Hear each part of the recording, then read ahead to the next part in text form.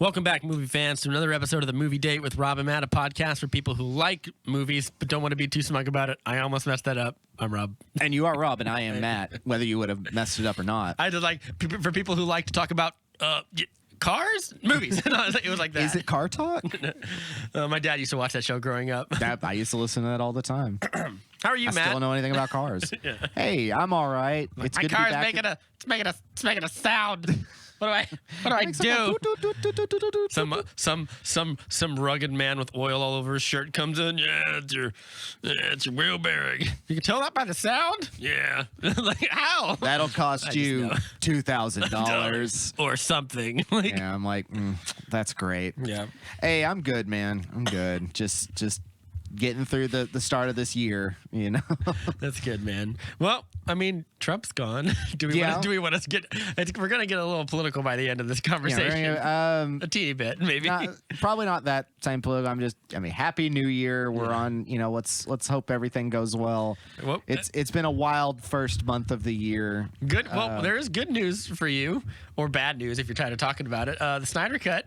We have a million things to talk about it. Let's go ahead and get into and we'll talk about. I know you've been holding in some info.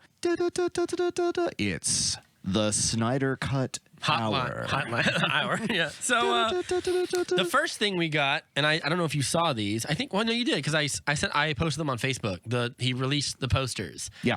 There's a lot of Easter eggs in those posters, just especially the one with the flag, the torn Justice League flag. One looks like Death of Superman's flag. Yes, it does. Two, Aquaman's trident is there, Wonder Woman's shield is there, and Batman's cowl is shredded in the back. Well, that also recalls, like, isn't it the beginning of the not Justice League, but isn't it the director's cut BVS? Not BVS, or is it in Justice League when we see the old gods fighting? Like, you see a lot of that material, sort of, like, because it's the same kind of stuff, the trident and all that. Yeah. Also, in the first trailer for Zack Snyder's Justice League, when he tweets out and you see that little panning shot where the parademons are in the apocalypse and they fly off the remains of the Hall of Justice, it's the same shit. Like this, you see Aquaman's trident. Interesting thing though, in the poster, it is that you haven't seen Aquaman yet, but it's the Quindent, the 5-pronged trident that he has before he goes into Aquaman and he gets King Atlan's trident.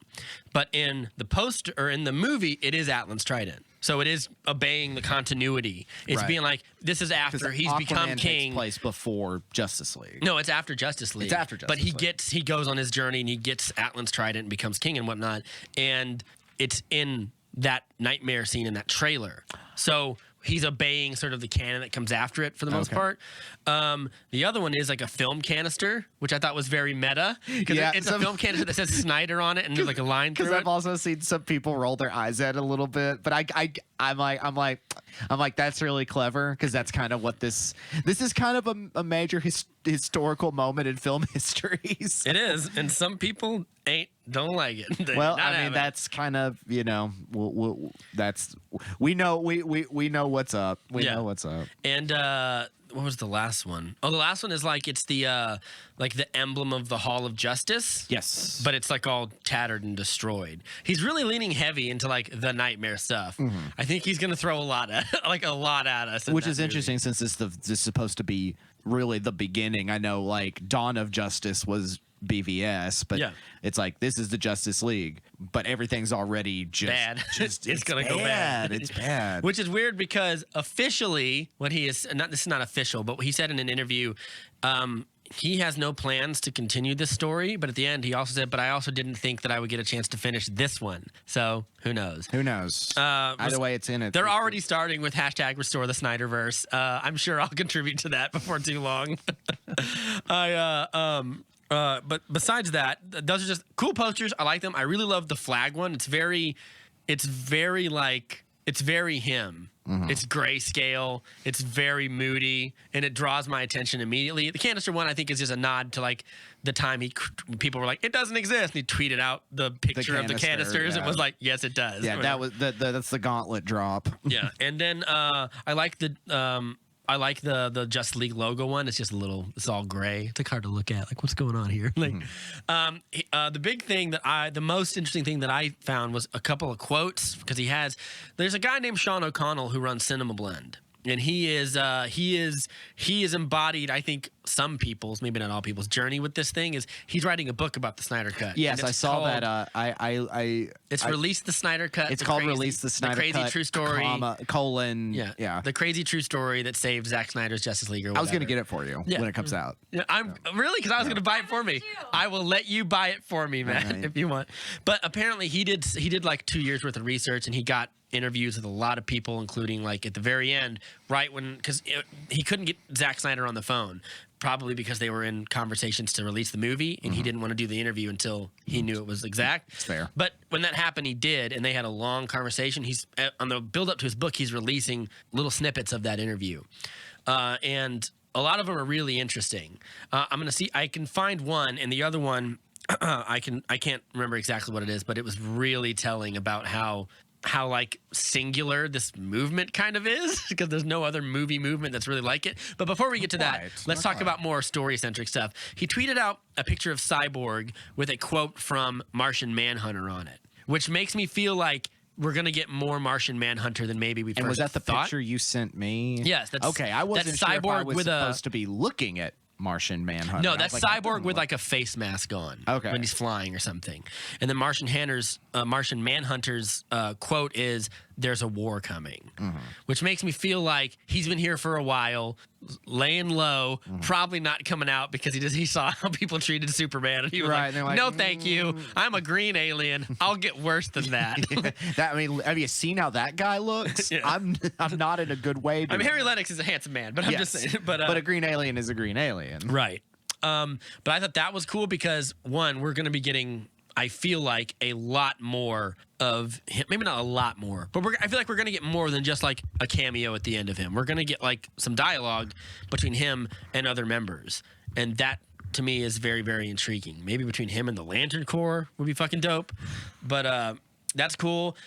We also have gotten like 2 new photos of Joe Manganiello as Deathstroke, and a little really sick faded one of Jared Leto's Joker, who looks sick, literally. Like he looks like he's emaciated and dying. He doesn't look like sick. He looks like, oh, are you okay? Yeah. But I like a different kind of damage. Yeah, I like that better than maybe the look for Suicide Squad. It feels a little more interesting, and I love the idea that shit got so bad. Batman was like, because the rumor is, and I would put money on, if I'm a betting man, I would bet on this, is what we are going to get in the nightmare future is a ragtag group of anyone who has survived who could possibly threaten Darkseid or his minions or Superman or whatever, and that's going to consist of Cyborg, Batman, Batman might be dead at that point because Superman puts his arm through him. But Cyborg, Flash, Batman, Mira, Deathstroke, and Joker. Which really intrigues me as a interesting, like, this guy like killed your partner and stuff, like in continuity, like there's graffiti on the Robin suit. We know this is how bad would shit have to get to where you're like in the family? How bad would stuff have to get for you to be like, I guess I'll work with this guy? Well, or even if it's something, you know, if this goes through, if that's what happens with this, at least in like passing, that it's maybe not Batman's call. You know, like. Oh yeah, if he's dead, yeah. Yeah, if he's dead, then it's just like, I'm free. To be clear, like that Nightmare Batman does seem like he's not the funnest guy to negotiate with. No, not at all. He's breaking necks. That is not a duster to communicate with. Yeah, and he also he does have a squad of guys who are fighting with him. He has a group of. And he has the Joker. Militia. And he has the Joker card on his gun. Yeah. In that scene. So did he kill? I don't know. No, we don't know. I mean, this is all speculative. Yeah, but cool. At least for another month. I want to get to some of the quotes here, and then we're going to get into some of the spill the tea moments here in a second.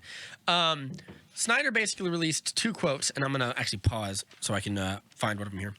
That is so really Zack Snyder released 2 quotes about his fans being called toxic fandom, which I think is really interesting because it kind of ties into what we were talking about before we started rolling. And he really holds doesn't hold much of it back. He said, this is from Cinema Blend from Sean O'Connell, who's actually writing the book. After he, alongside his wife, Deborah, and co-star Henry Cavill, announced the Snyder Cut was coming, Snyder spoke with me for my release, the Snyder Cut book. We discussed a wide range of topics, all of which end up in the book, but when we got around to the idea of his fan base being labeled as toxic, or the release of his cut being a win for toxic fandom, Snyder finally opened up and told me, I just think that it's sour grapes. There's really no other way to say it. We know the people who were the architects of this narrative, and it's pretty obvious what their agenda was. Those are people that I've been sort of held back from confronting by wiser people in the room because I would love to get at some of these characters and have some direct conversation, or some direct conversation would be nice. Just to say, one, you don't know shit about what you're talking about, and we can break down everything they've ever said. I can make a list. There's a few of these guys where I could just get a list of everything they've ever said that they thought was right, and I could tell them every single thing you've said is wrong. Down here, he continues about, you could hear Zack Snyder's exasperation as he recounted having to sit back and absorb false information being spread by people outside of his circle. Some might argue that comes with the territory when you make films, or when you make films, you put them out into the world to be judged, and there's a healthy cottage industry of entertainment pundits who critique, opine, and bloviate about anything, especially with Snyder and his DC movies being a popular topic. That is true. I can't go like 3 days without seeing another Zack Snyder X'd, like, story on Facebook or whatever, which is mostly when I get all these drops. As he continued, he asked... But you're also in that community as well. I am too. The algorithm so you throws are stuff seeing at a me. lot of it coming at you. Yeah.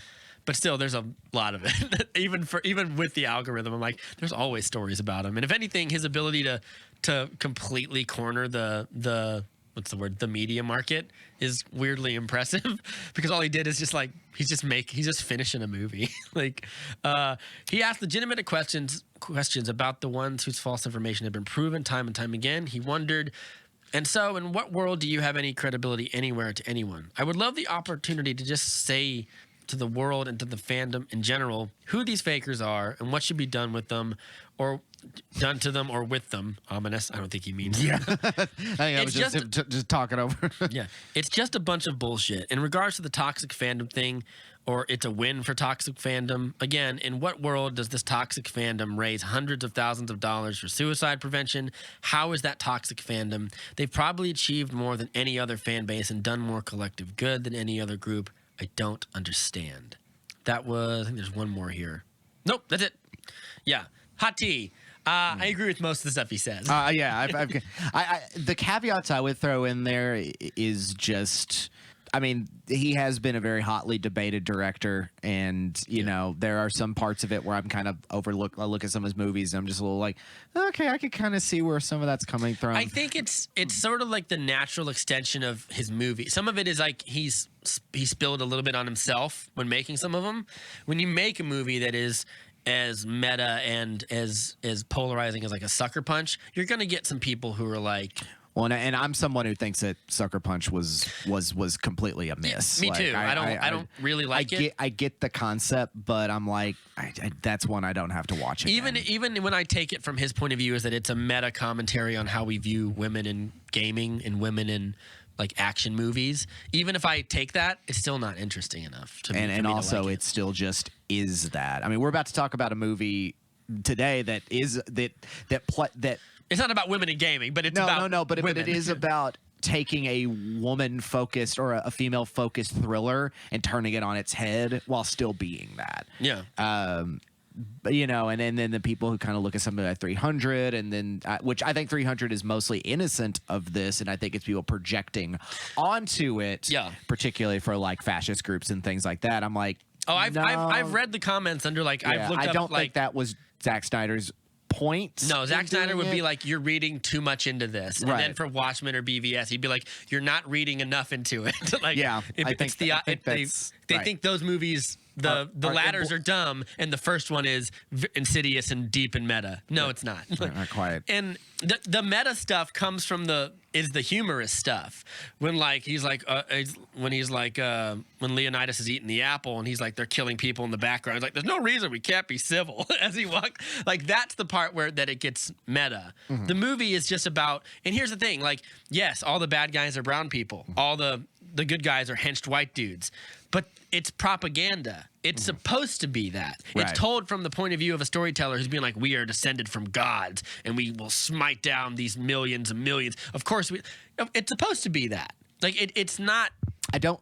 It's self-aware. I just think wish the I movie wish is. the film would have landed more that compared to something like Starship Troopers, where Starship Troopers satire is very similar to it. It's a war movie. It's very overt though. But yeah, where it's a little bit more like. But there were critics at the time that watched it and were just like, "Oh, it was a dumb bug movie," and it's like. Yeah. Y'all didn't get it? Yeah. Like, you didn't get it that this is a fascist cartoon? Yeah. But, I mean, and to be clear, then again, to give credit, like, 300 was still a massive success. Like, it made him to be the visionary Zack Snyder. Yeah, and he did it for for $50 million. Which is incredible. I mean, I saw the movie like 3 times in theaters. Yeah. So, like, and it was dope as hell. It was a cultural moment. Yeah, it made how many times does anyone go like, this is Sparta or whatever? Like, it made 500 mil off of, it made 500 mil off of 50. So, like 10 times its budget. I don't even think it's his best work, to be honest. I certainly don't. Yeah, but I think it's still really entertaining. Yeah, and I think I've gone to those. Like, I've looked up that big fight scene where Leonidas breaks rank and it's all zoom in, zoom out, in slow-mo. It's glorious. Yeah. But then I read the comments, this is how we should fight ISIS. And ISIS is terrible, let me be clear. But, like, I do see the how it can lead down a certain thought tunnel. I don't think that's his fault. No, I think it's, for one thing, it's also based directly from the comic Frank Miller's comic book, you know. And Frank Miller has also had his own kind of accusations that are kind of similar. Where he's chilled out as he's gotten older and close to death in various times. But I mean, I love Frank Miller. I love his Daredevil stuff. It's some of the best comics you'll ever read. Yeah, there's a lot of great Frank Miller. Yeah. You know, he also freaked out, became really hyper jingoist and xenophobic after 9/11. I feel like the difference in like a Starship Troopers and 300 is that 300 it's very stylized. Yes. I even watched an interview from like a cinematography website where they did a big in-depth interview with Larry Fong, who is Snyder's cinematographer on like 4 movies. He did Watchmen and BVS and some other stuff. Which all those movies have a distinct look, that great use of color, great use of pacing, great use of 300 is shot on like a stage lot. So it's top lit to look like those epic movies. It has that very epic lighting where it's all from the top kind of thing. Yeah. And when you look at it, it looks weird. Mm-hmm. Like if you just looked at a scene by itself, you're like, that looks strange. And then when you see it all together, it makes sense. And he talks about how when they were doing this, gives a little insight into like how he's a lot craftier than a lot of other directors who could have made a movie like that. Is like for those big zoom kills, what they did is they took these prime lenses or whatever. You have, your 75 millimeter, your 35 millimeter, 50 millimeter, and they put 3 cameras of different focal lengths right by side and shot all of it together. So when you see a zoom in, it's not like a digital zoom in where they just zoom in and post. They went to another camera and hand stitched it together into the film. Man, that's pretty rad. Which is crazy amount of work. Yeah. And a lot of those, like even when you take into the fact those swords, the tops of the swords are just cut off. Mm-hmm. So they can do the CGI stabs and stuff. Right. So like whenever they're doing a block, like whenever they do like those blocks, you have to like time that and stuff. So the fact that those scenes look as good as they do is deceptively good. It's like watching a really interesting, like the behind the scenes make those action scenes better in a way. That's wild. I did not know that. Starship Troopers. Really cool. Yeah, Starship Troopers. I've gone down the fanatical. Starship Troopers doesn't have that style to lean on. So its tone is more style, but the style is the satire is in a way. campy and while I still think that the CGI in that holds up really well, I think it's all right. Really holds up. I mean, we're comparing mostly just the landing of a satire, but I don't think Snyder would say it's satire. I think the best way he decided was when he was making the movie after Dawn of the Dead came out. And Dawn of the Dead, I would say, is more of a satire than 300 is in a way. Because it's also based on a film that is a satire as well as Romero's satire. But I think both are as good as each other. Yeah. I've got no problem. I mean, I haven't rewatched Dawn of the Dead recently, but I'll pull that opening sequence with when the man comes around every now and then to rewatch that, because that is very compelling. Yeah. He was meeting with studio heads about what his next film would be, and he saw that his friend, I think it was like Gianni Nunari, is one of the producers on 300, and he had a copy of 300 on his desk. And Snyder had been read comic books and stuff when he was in like late high school and college and stuff, and he was like, we should make that. Have you ever read that? That's great. And they gave him like $10,000 to shoot like a little 3-minute sort of teaser idea where he got Scott Glenn from Sucker Punch and Daredevil to do the narrating. Yeah. And they did like a little mock teaser for it. and they saw it and they were like, we really like this. Do it for real now. Yeah. So I think he was like, the only reason I wanted to do it is because it would be an opportunity for me to flex like my action abilities and just to make something that's cool and fun and sexy or whatever. And I was like, that's about as deep as you need to go into it. Right. On the flip side, I could talk for about 10 hours about all the symbolism that's in Batman v Superman. So I think it's weird that those got flipped, but I also understand why some people look at his movies. They are divisive, and so the reaction to him is divisive and sometimes as polarizing as his movies. I've read, people who are like legit critics, like the blue check marks, who just say just crazy outlandish shit about him, and I'm like, you should do that. One, it's not a good look, and it makes you look like you're really salty, like a Joanna Robinson or a Scott Mendelson or any of those people. And I'm like, you should stay above this or whatever. And then one of the things about like the fact that this movie came out is like, it should have been like, I feel like it should have been a wonderfully positive thing. Or even if you don't like his movies, like the weird trial and closure that all comes around with it from his personal life, and like the accusations that have been launched about Joss Whedon and Jeff Johns and John Berg on the set and stuff, like, which I guess we'll get to. Yeah, we'll get to that at the very end. Like, it feels like a good thing that's happened, where the artist won and gets to give you an unfiltered version, and if you don't like it, that's fine. Yeah, it's no skin off anyone else's. Yeah, it's all HBO and Warner Brothers and everybody putting everything into it to make sure this happens. And yeah, And one of the things that interests me about Sean O'Connell's book is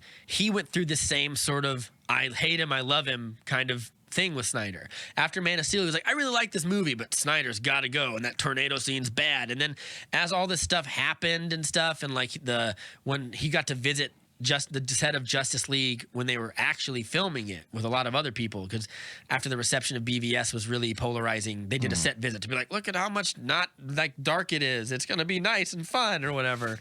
And Snyder was still on photography or whatever.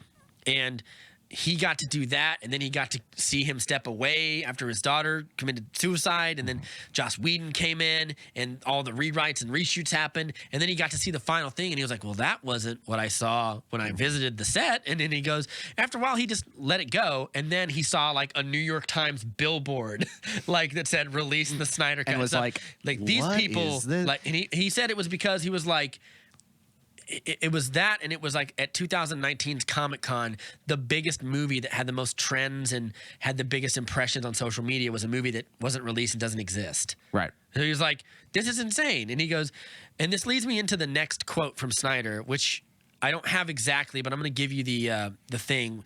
He was in a meeting with a Warner. This is from Sean's book as well. This is a meeting. He was in a meeting with a executive. I think they were kind of debating whether they should or should not release the Snyder Cut or whatever. And when they were talking about, like, Snyder was like, wow, it's been getting crazy trends on social media, and there seems to be a big market for it.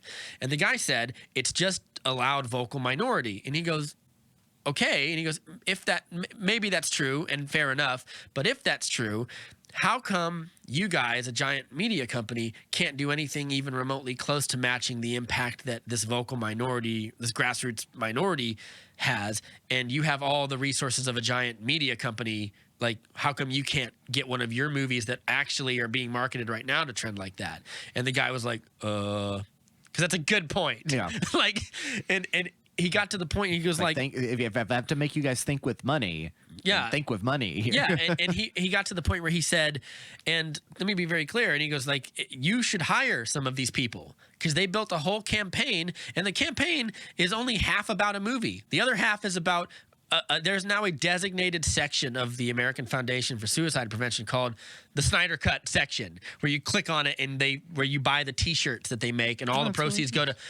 That's how big it is now. It's a main fundraiser for this charity. It's like they built a marketing campaign about movies and about community and about charity, and brought it around to that's meaningful. And he was like, why like. You should hire some of these people, and they just do it as a hobby. And he was like, and I feel like that is as close to him, like, shaking the finger at Warner Brothers as it will ever be. The other quote from him, which is a much more personal one, which is about how, let me see if I can find it actually, because this is actually a very kind of sad one. All right, here we go. No one could ever fault him for his decision to step away. In an exclusive interview with Zack Snyder with Sean O'Connell for his release of Snyder Cut book that took place in 2020, I asked the director if there was ever a scenario where the studio offered to delay the original film's release date of November 17th, 2017, giving Snyder proper time to grieve with his family, but also having the ability to return to post-production and finish his work later. In answering, Snyder dug deep into the real reason he left, clarifying, I think I was just kind of done with it. I was in this place of knowing my family needs me more than this bullshit, and I just need to honor them and do the best I can to heal that world. I had no energy to fight the studio and fight for the movie. Literally zero energy for that. I really think that's the main thing. I think there's a different world where I stayed and kind of tried, and I'm sure I could have, because every movie is a fight, right? I was used to that, but I just did not have the energy. There was no fight in me. I had been beaten by what was going on in my life, and I just didn't want to. I didn't care to. That was kind of where I was. That to me tells me like he wouldn't ever come back to this project unless it like meant something to him or whatever. Because when he says like every movie is a fight, I know what he's talking about. Yeah, he's every movie is a business. You have to keep confirming its existence and fight against the odds, especially when you're holding a giant property with it, you know? That too, but I also think he's talking about after BVS came out, it was too dark. There were lots of requests to like make it lighter, make it fun, make it shorter, and like he's having to make his argument. Well, maybe we can make it a little bit lighter, but also like we got 3 new characters, and I can't squeeze that into a 2-hour mandate. That goes back to his thing where they mandated the movie be 2 hours, and when they said that to him, his first response was he thought it was a joke. Like, like what, 2 hours for 6 characters. 2 hours? Yeah. Plus Darkseid, plus Desaad, and Steppenwolf, and Hippolyta, and Green Lantern. Like, there's just no way. That would have to be something where it's like we gotta do one of these part 1, part 2s kind of thing. Yeah, and I think in a weird way, if the theatrical version of Justice League hadn't bombed, didn't really bomb spectacularly, but it bombed pretty bad, we wouldn't be getting this version. It wouldn't be this complete unfiltered version. If he had stayed on to release it, we would have gotten a very compromised version that isn't really what he would want anyone to see, frankly. So I think it's really a breath of fresh air that this happened. And this is my big thing about it is like, it feels good that he's only getting to come back to a part that was a really probably rough time in his life.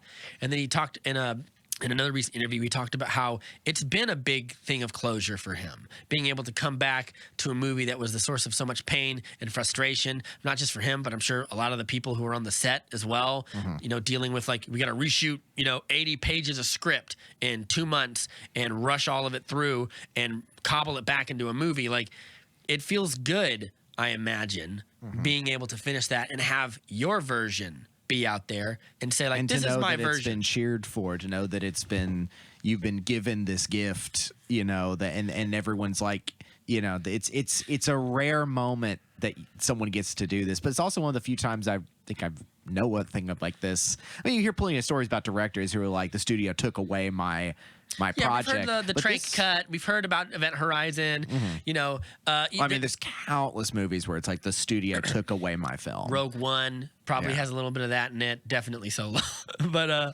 I still kind of like Solo. But I'm just but it's kind of given a shot in the arm to a bunch of different movements, like Save Daredevil, and now Charlie Cox is going to be in Spider-Man 3 or what, the new one. Yeah, the one with all the Spider-Man. Not Into the Spider-Verse, but just the next Spider-Man Homecoming verse movie. Right, the new home, the not far. There's Far From Home, and then there's this one. Whatever this one is. I'm really excited for that one. Me too. It's such a wild concept to bring everyone back. Yeah, and if that Save Daredevil shit wasn't also as prevalent, I don't know if he would be coming back. And by the way, he's great as Daredevil. Yep. He should come back. I just started rewatching Boardwalk Empire, and then it was just like halfway into like second season. I'm like. I was like, Charlie Cox, you're in this too? Yeah. He's in Downton Abbey also. I'm like, he's got a face you can't forget. Yeah.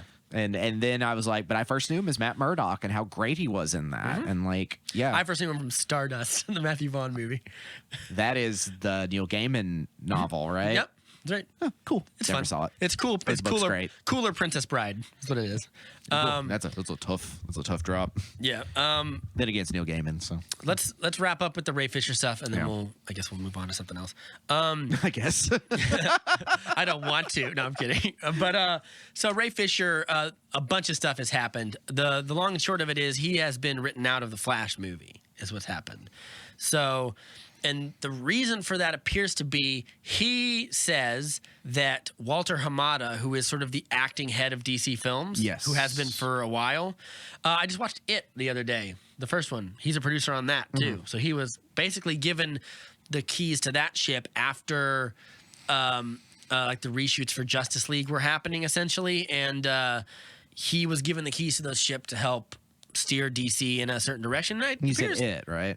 Yeah, It Chapter 2. Yeah. So that was still Andy Muschietti was working on those. Yeah, he's the director, but Yeah. Walter Hamada was one of some producers on there. I see. And that's where his handling of like a lot of horror properties seemed to be real steady. So they kind of moved him over here. And it appears that he's done pretty good with DC, but the only real DC blunder has been Justice League. Yeah. So, and I don't know if you can like accuse anyone else of, if you could accuse someone of bungling that, you'd have to accuse like the Joss Whedon and Jeff Johns team that did all those reshoots or whatever, which is why it's such a bomb, because it's too expensive to make its money back. And I think after that with BVS and everything is where you get this the fandom civil war that has kind of broke out between the who's the finger who needs to be pointed the finger to.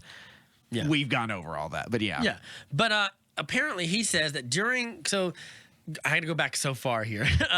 There were Well, we really haven't talked about it much other than like the initial. Well, yeah, because we wanted to let it Let it- kind of build up. Right, and it's done nothing but build up. Yeah, so Joss Whedon apparently is, the investigation has concluded, and Joss Whedon was summarily chose to exit his show, The Nevers. That I'm pretty sure that was just the investigation catching up with him, essentially.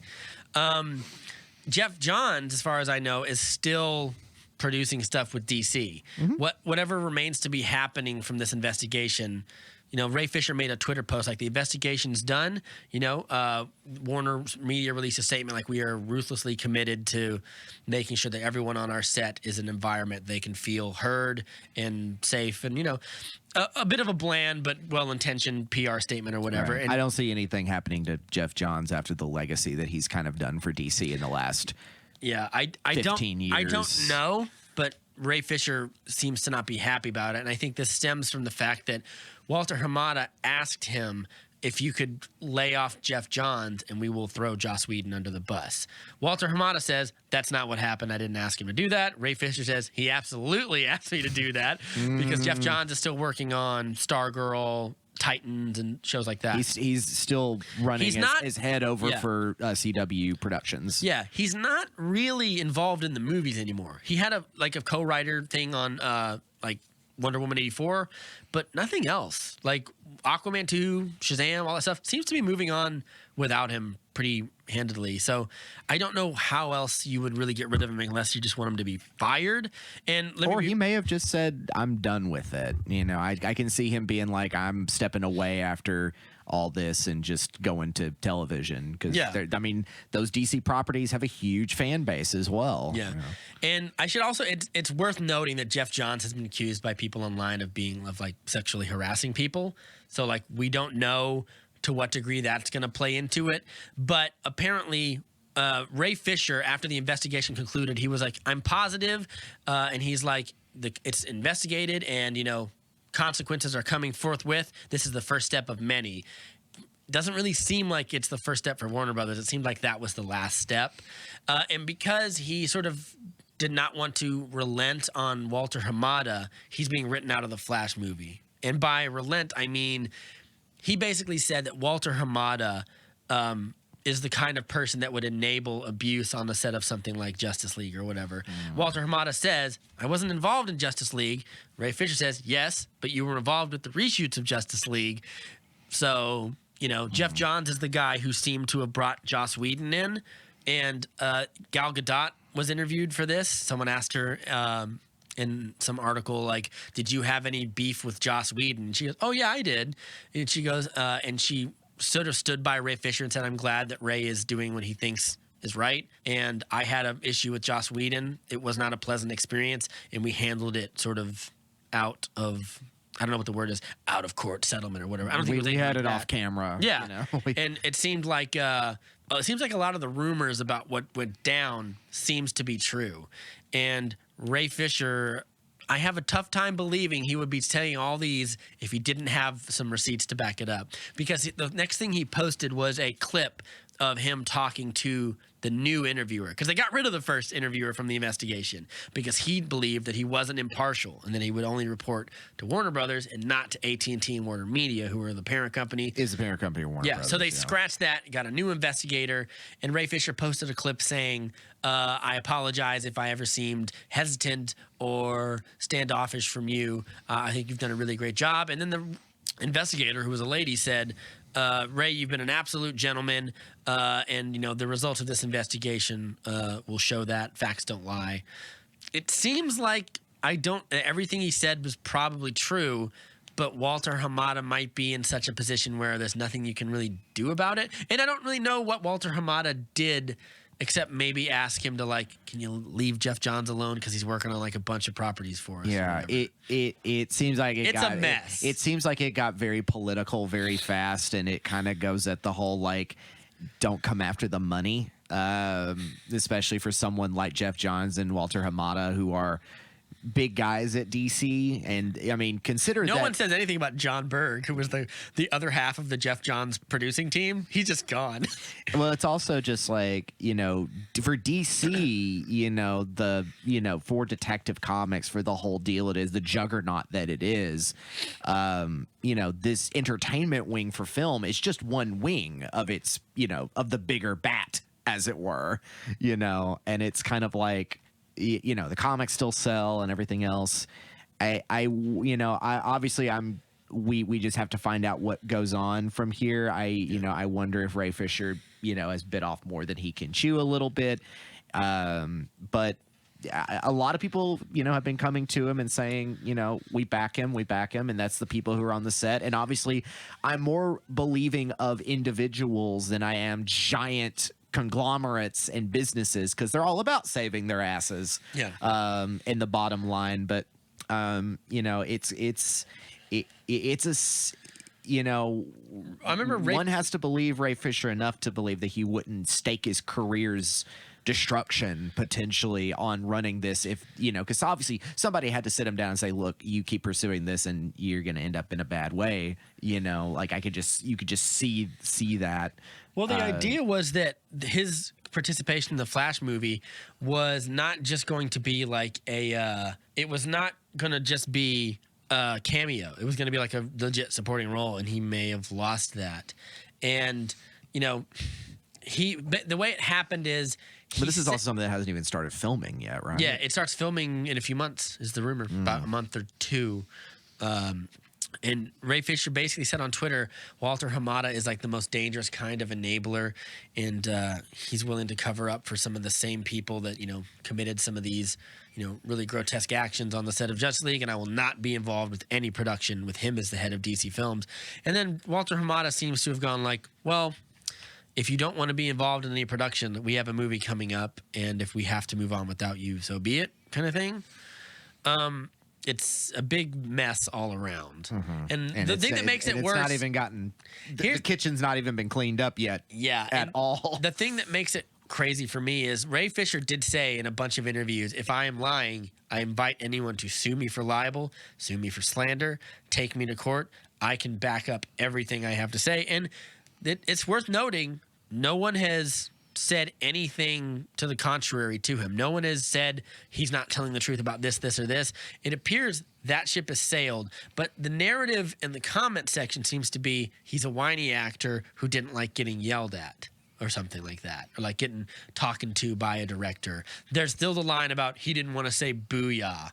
And that. Well, I saw a line he say something like that didn't bother me or something like that. I thought there was some saying recently, some tweet that he did. There is. I'll read you what it is. And because I had a hard time reading it. It's kind of the opposite. It's basically people who don't like that he didn't want to say booyah, and the reason he didn't want to say booyah is because Booyah Gate.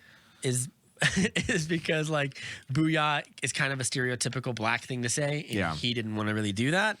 But let me see if I can find it here. I think it's on right there. This is what he tweeted out. Serious reflective question for folks that take issue with Cyborg not saying booyah in Zack Snyder's Justice League.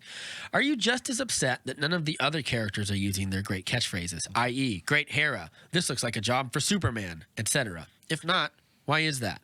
He makes a great point. That's a good point. Yeah, why does he have to? It just reminds me of the Simpsons meme. Bart, say the thing, say the line. It's like he doesn't have to. I feel like people who are saying that are just like reaching for something to get him with, something to stick him on. Yeah, this one seems to be like in the comments. I don't know, Ray. Maybe it's because it's a catchphrase Cyborg still uses as his catchphrase in the comics, animation, TV. It's like it became a catchphrase in the comics because of that TV show. Yeah, because the cartoon series was so popular. That's it. It wasn't. It didn't really exist before. There's a lot of things that came out of the cartoon series that fucking Harley Quinn wasn't a character before, the animated series. But it's like if Harley never said puddin'. Are you going to be upset? Like, even if Margot Robbie delivers a strong performance, are you still going to be like, it's not my Harley, she didn't say pudding? Yeah. Or like, it's the Superman doesn't smile enough. Right. It feels like that. Like, if that's what you're willing to throw Ray Fisher, like his take on Cyborg out, maybe you didn't have a problem with his take on Cyborg in the first place. And also because it's like, that shouldn't bother you because, as it's very clear, especially with the Snyder Cut coming out, that he's kind of the principal character, or at least one of the major principal characters. The heart of the story is what he says. Yeah. And I mean, even the original cut of Justice League, for all of its, issues, it seems very clear that he is the audience surrogate in one way or another. Yes. So this is obviously an ongoing thing. We'll see how it all comes out. I like a lot of people. The big frustration with a lot of people, aside from just being assholes on Facebook or Twitter or whatever, seems to be which is just is what par it is for now. the course. If anything, it's par for any sort of Snyder related story. Yeah. It's like someone they were saying like they're using some kind of biotechnology in order to make spinach be able to communicate with each other digitally. And this guy I really like following on Twitter said, "Oh great, so the spinach are going to become Nazis." Because it's like, yeah, that's how the internet works. Yeah, it seems like there is no slew of stories that involves like even tangentially related to Snyder. Like anytime Snyder posts anything, he posted like he tweeted that picture out of Joker and he tagged David Ayer and he goes, "I'm really thankful that I get to collaborate with this great thing that you created." And David Ayer sent him a thing back. It was like, "Great, man, you set the tone, we followed it," or you not set the tone, but you blazed the trail, we walked down it, or whatever. It was really just two directors being like, "Hey, man, I like you. Man, I like you too." And then everyone was like, some guy was like, two like third-rate directors patting themselves on the back or whatever. And I was like, it's a real bummer. Kathy Yan's gotten some of it. Like, it's really sucks that anything DC involved will inevitably go back to, it's a shame their movies are so terrible because they're trying to catch up with Marvel. I'll prefer to blah blah blah, and it just devolves into a bunch of people yelling at each other. Well, that's just, but I still think that crosses over to the Ray Fisher thing, right? It's a tale as old as time. It's just these two, but you're right. It has become something quite different now that it's no longer just. It can't just be people like two guys in the comic book shop yelling at each other over who could kick each other's ass. It's like Patton Oswalt, his op-ed or whatever about fandom that he posted. I don't know, it was like years ago or whatever, about how back in the day fandom was like a thing in a basement, but now the basement is the internet, so everyone gets a say and they can form groups and communities and yell at each other. And he goes, "We need to make fandom dumb and stupid again, so that it's not popular." Yeah, so people don't think it's some nuanced sort of thing, and it's like really. I always make sure to say, like, Snyder can say, like, you got to let different filmmakers have their point of view, while also saying, I go to see all those Avengers movies and I like them. Like, he doesn't pick and choose. Right. Well, because he's a filmmaker. And I imagine... granted, he's found an emotional heart and soul in the DC properties, and they do feel very personal to him. I believe him that these films are very personal, and they're more personal than Iron Man. or well, I mean, I'll give Favreau like a break there because first Iron Man's good, but Iron Man 2's terrible. But it's not his fault because they made him rush into production before he had to script ready. Iron Man 2's pretty forgettable. Iron Man 3's good. Shane Black. Did you watch it yet? A little bit of it. I haven't seen the whole You thing. need to finish it up. It's as a standalone thing. It's all right. We've talked about it. People really hate that movie. It's not bad enough to hate. Or who are the brothers? The Russo brothers. Those films don't feel as intimately personal. No, they're big, but they're very good. They're machines of they're. It's a well-oiled machine, but it is a machine kind of thing. Yeah. It's more Kevin Feige over the top, kind of overseeing everything, right? Kind of thing. If it's anything, it's more emotional and personal for the actors because they've gone through the. They've I welled up when Tony being these characters. I welled up when Tony Stark died, but I also welled up when Superman died, but for different reasons. Right. But it's like they're two different emotional cores to themselves, and I wept because I watched 10 years of Iron Man, and Peter, poor sweet boy Peter's like, we did it, Mr. Stark, we did it. I wept because of time and time spent with the character. Superman, I cried because thematically what it means for the movie. Like, you are my world. This is my world. I'll die for this world, kind of thing. So like, and you can like both of them. I still say that. Yeah, of course you can. But I think it's okay to like a movie, as one of this other podcast I like talk says. Yeah. Let's move on to something that's more controversial, and we'll also divide. We want to talk about something else that's also about fighting in different groups. Sure. I have a hot take who I think is going to win. Well, and we'll talk about we got the first trailer for Godzilla versus King Kong. Yeah, baby. It's here. It's a fight we've seen before. 40 years ago, 50 years ago. And it was real bad. It was somewhere lost in the collection of all that. I don't know who manned that, if it was the United States or Japan. I feel like Japan wouldn't like that movie. I couldn't tell you. I'm not a big Toho head on all that. I don't know. But goddamn it, I'm hyped. Yeah, there's been a lot of. I mean, talk about juggernauts literally going at one another. The King of Skull Island versus the King of the Monsters. Yeah, are going at each other. Do you want to talk about It's weird that Warner Brothers created this little accidental franchise. I never think they intended for it to be like a sequel thing, and then when they were like, we're making another King Kong movie, and someone was like whacked the other guy next to him, make them fight each other, and he was like all right. We've been here before. Yeah, each one has gotten 2 movies essentially. If you want to say that first King Kong, so going back to Peter Jackson's King Kong, we're not saying this is not related to that. No, of course. Okay, so King Kong's first movie is Skull Island. Yeah. Technically. That's hard for me to remember because I always feel like it's a sequel to something, but it's not. Well, it's in the same world as the Godzilla thing. Right. But you don't really know that till like the end. Right. Right, because these are old beasts, and this is a different. So essentially, Jordan Voight Roberts' Kong Skull Island is just King Kong's introduction, but instead of being back in the 20s or 30s or what have you, it's in the 70s. Yeah, it's post-Vietnam. It's in the 70s, or in that period of time.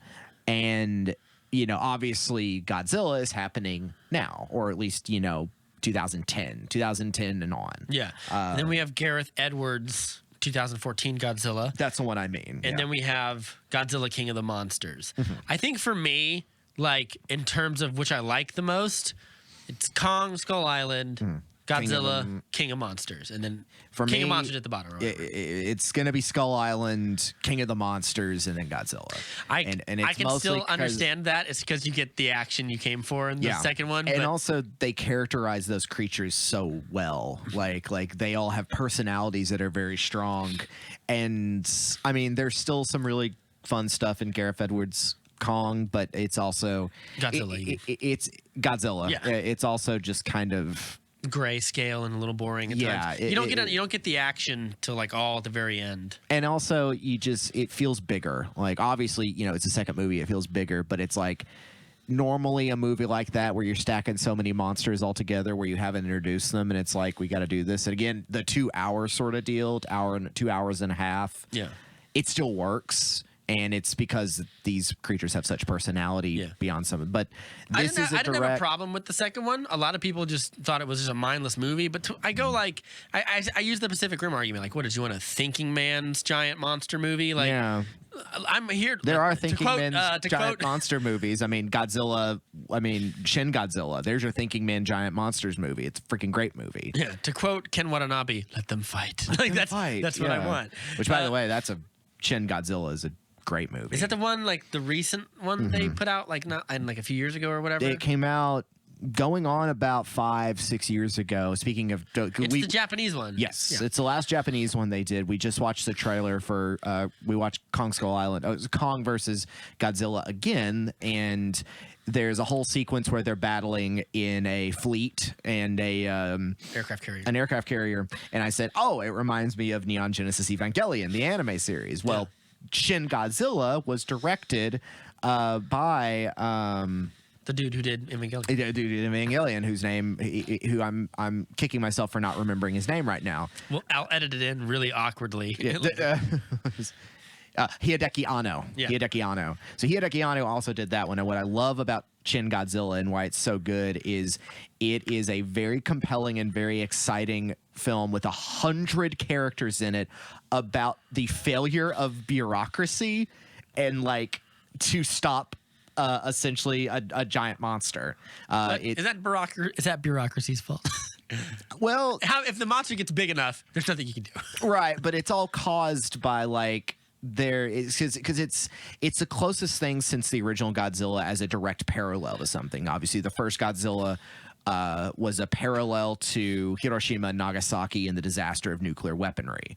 This Shin Godzilla is a response to the Fukushima Daiichi disaster and how like the systems of overconfidence that were set up that is so in Japanese culture of like, we have to have a committee for a committee for a committee for a committee. We have to have everything by the books, failed them. And so they just take that and say, what if it was Godzilla, and Godzilla is a horrible zombie-like eldritch monster, and all these committees fail, and the ones who win are the young, up-and-coming generation that thinks outside the box. All that aside, that movie's dope. This is not that movie. Yeah. This is Godzilla where he's our hero. He's our hero. But is he, though, in this trailer? Because they're saying Godzilla's killing people. He's causing havoc. Yeah. I mean, Godzilla's probably killed people before accidentally while fight. Well, I say accidentally. He's a big lizard. He doesn't care. He's here to fight. He's here to kick ass and take names. If not you knew anything care about from your 2020, like if we sent out a warning saying a giant monster's coming through, someone would say, I don't believe it, and they get stepped on by a giant monster. It's a little bit your fault. Yeah, because it's like, hey, you didn't wear a mask. I mean, you didn't evacuate when you needed to. Yeah. Anyway, not going to happen to me. I think the reason I like Kong more than those Godzilla movies, which is not to say I don't like them, I'm curious to see what like Japanese audiences think. They're usually crazy for kaijus. That's a great idea for another podcast we should do. We just meet me up this summer for Crazy for Kaiju, and I'll go over all the. I'm curious to see what they think about these movies. And if Godzilla gets his butt kicked, which hot take, I think Kong will win, because the director Adam Wingard said there will be a definite winner. Now, of course, he says that, but there's going to be a winner, and then there's going to be we have to team up and fight something. Right. It's the Mr. Sunday movie says they punch for a bit, then they're mates. and this is where some people have almost definitely said, who have analyzed the trailer and everything, and this is something I did know about this, is they're saying Mechagodzilla. That's not Godzilla. That is a Mechagodzilla in a Godzilla suit. And this is a conspiracy, and I don't see it in the trailer where I'm like, some people said like you could definitively see like mecha arms and things, and I'm like, I don't see it. But I also see them pulling that and being like, it's Mechagodzilla. Because they're not going to kill off Godzilla. They're not going to make Godzilla evil. I don't think that means that. I think that what it means is that Kong, when I say that I think Kong will win, I don't think he'll kill him, but I think Kong's going to give him the business and then give him the roar in his face and then pound his chest like, I just won. Right. And then it's like, what was that? What? Yeah, we got a bigger problem now. Yeah, what was that? Yeah. This is my first. I am today years old when I discovered Adam Wingard is directing it. I really like Adam Wingard since You're Next. Death Note. I know you love that movie. Get out of here. You're Next is a great horror comedy splatter film, a great take on the slasher. It's the one where the girl revenge wakes thriller. up over and over again. What? Isn't that the one where the girl wakes up over and No, over you're again? thinking of Happy Death Day. Oh, that's also Your good. next is it's got a lot of like mumblecore directors and people involved with it. Ty West is involved in it. Ty West, who's done a lot of like indie horror and stuff like that, is involved in that world. Adam Wingard kind of came from that world with them and like the Duplases and all that. And some of that you can keep. Some of that's pretty interesting. It's weird that he got pegged to do this giant $200 million he's movie. kind of gone on to he's the one who's kind of Ty West did House of the Devil and The Innkeepers, which are really great throwback horror movies, and Adam Wingard used to work with him a lot, I think, is the deal. And so he did Your Next, which is a really great movie about a family get together that is besieged by 3 animal mask wearing murderers, and they think it's going to be this nice little chop up job. It's pretty startling because it's this whole family watching each other die, and they're all just like, no! And so it's kind of jarring. But Reminds me of The Strangers, but not The Strangers. it's way more knowing of what it is because it gives you that Strangers vibe, except the oldest son's new girlfriend turns out to have been a survivalist, and she fights back. So did you see Hide and Seek? Not No, Hide but I and want Seek. to, but don't ruin it. But you know which one I'm talking about, the one with Samara Weaving. Yes, and then the family has a ritual they must. Yeah, It's very similar to that. It's very similar to that. I can dig that. I still don't know why they would do that. How that makes a beeline to Kong versus Godzilla. Yeah, but it looks fucking good so far. Then he also did a movie I liked more, which is The Guest, which is speaking of Marvel, it's the guy. I can't remember the actor's name, but he's in Legion. I know who you're talking about. Yeah, and he plays a guy who comes to this small town and it says, "Hey, I knew your son when we were in Iraq together," and it turns out that he's kind of actually a hitman, and it turns into like this '80s throwback. He's like a stalkery thing. Yeah, he's kind of like a Terminator. The movie's dope as all get out. I really like it. And then Adam Wingard also did, as we mentioned, Death Note. But he also did Blair Witch, which is not the worst movie in the world. It's all right. It's fine. I can see why they gave him this because he's kind of become just a general actor, a general director. Like, oh, you got a style about you, kid. Yeah. It kind of like The a Death Note Gareth movie isn't really Edwards. his fault. It's a concept that was shackled from the moment you wanted to make it into a movie. And I've always rooted for Adam Wingard. He's your Zack Snyder. No, he's not my Zack. I'm not gonna die on the hill of Adam Wingard. I'll die on the hill. But he's done 2 movies I really enjoyed and did an interesting thing with a property I like. And so I'm like, all right, I got more reason to cheer for this movie. So what did you think about the trailer? It looks a lot of fun. I think they kind of get so this movie's been on my mind since probably about the time you and I started talking the podcast. Yeah, it got delayed a little bit as well because it's legendary, and my whole thing has been like, well, after King of the Monsters, because King of the Monsters came out just before the pandemic hit. Yeah. And did not do well in the box office. Yeah. And Really. Skull Island did okay enough, but didn't blow down the doors. And so I was thinking, because in my mind I was like, well, Legendary is going to be doing the Mobile Suit Gundam movie. So this movie has to do well, or if you this won't get movie that. fails, they ain't going to make that movie because they're not going to have the money to do that. So for Matt's sake, go see this movie. I want to see that I want to see if that thing works. Maybe I don't want to see if that works. So this is a direct sequel primarily to King of the Monsters. Yeah. Because I saw Millie Bobby Brown's character is returning. Kyle Chandler comes back. Kyle Chandler. Let me see that other guy. I think Rebecca Hall's in it.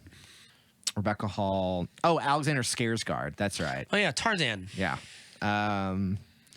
So it's mostly going to be a sequel to that, mostly because the Godzilla, King Kong, Skull Island took place in the 70s, and there's pretty much almost no one survives that movie. Funny if John C. Reilly shows back up. He'd be dead by this point. Yeah, He'd he'd have probably to be dead be. by this point. Most everybody else who died in those Old. movies. Tom Hiddleston will But show speaking of old, though, this is something I didn't expect until I saw it. What I love about this is old Kong. Like, this is a grizzled, like, He's past his prime. yeah, this is old Kong. This is Clint Eastwood's Kong. This is Kong needs to retire.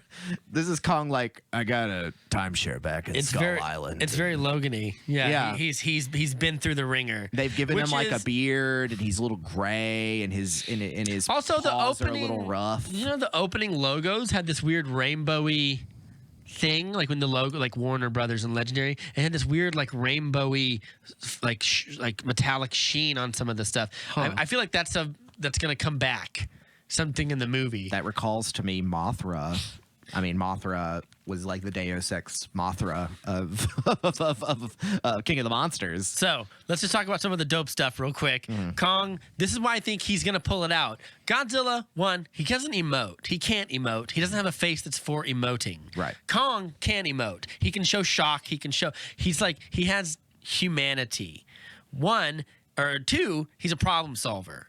He can use. He's pragmatic. He can use tools. Yes. He can hide. He can like. He's brutal in Skull Island. Like, Yes. everything's brutal in Skull Island. Yeah, but and like that's why that movie's so dope. Is and it's totally brave to be as violent as it wants to be. So when we see that axe thing, Yeah. like when him use that axe, I'm like, that's something Godzilla's not going to be ready for. Well, also Godzilla He fights other has things that are- natural weapons on him, you know. like- Yes, and that's why but everybody. he doesn't use those. Right.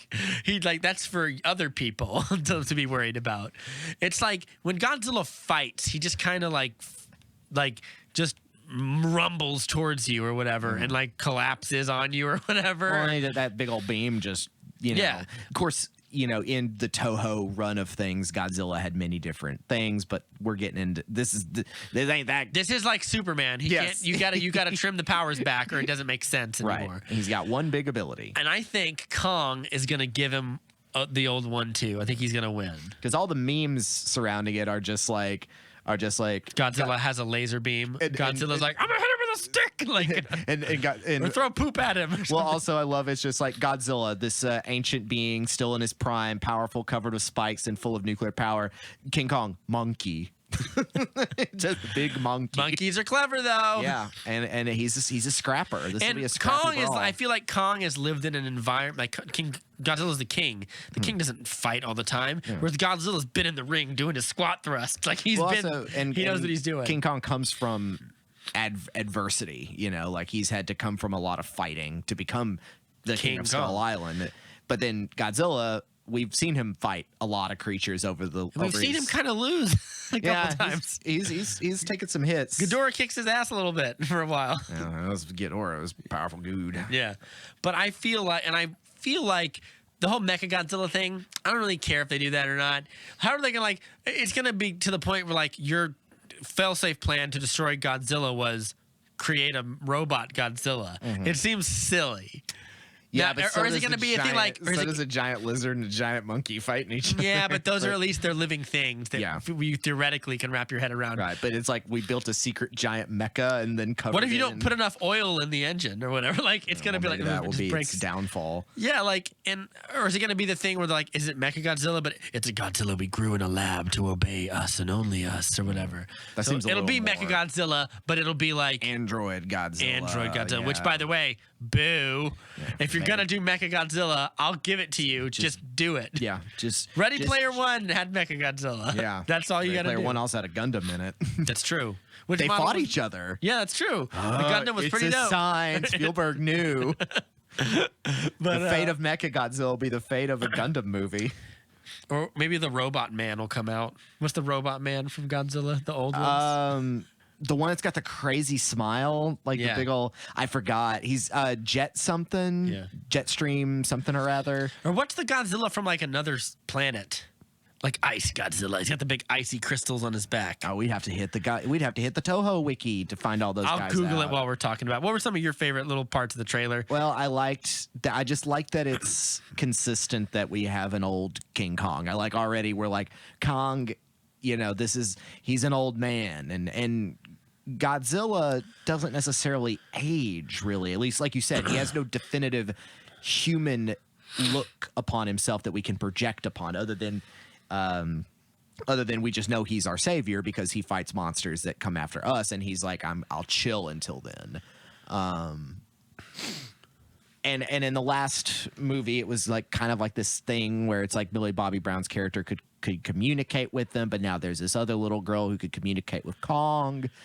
We'll see how all that goes. So it's obviously like there's going to be people running in front of them, just being like, "Wait, no," kind of deal. I really don't have much else to say on it other than just like we'll see if there's another trailer coming out. Do we have a definitive time when this movie's coming out? Late March, like March 30th. Oh, damn, that's coming up soon. All right. I think I found it, but it's not what I thought it was. Granted, there's been 50, almost 60 years of Godzilla at this point, and then almost 100 years of King Kong, you know, if you want to date it back to there. There's like a sketch of like what the toy kind of used to look like. I don't know. That might have just been, oh, yeah. Space Godzilla or whatever.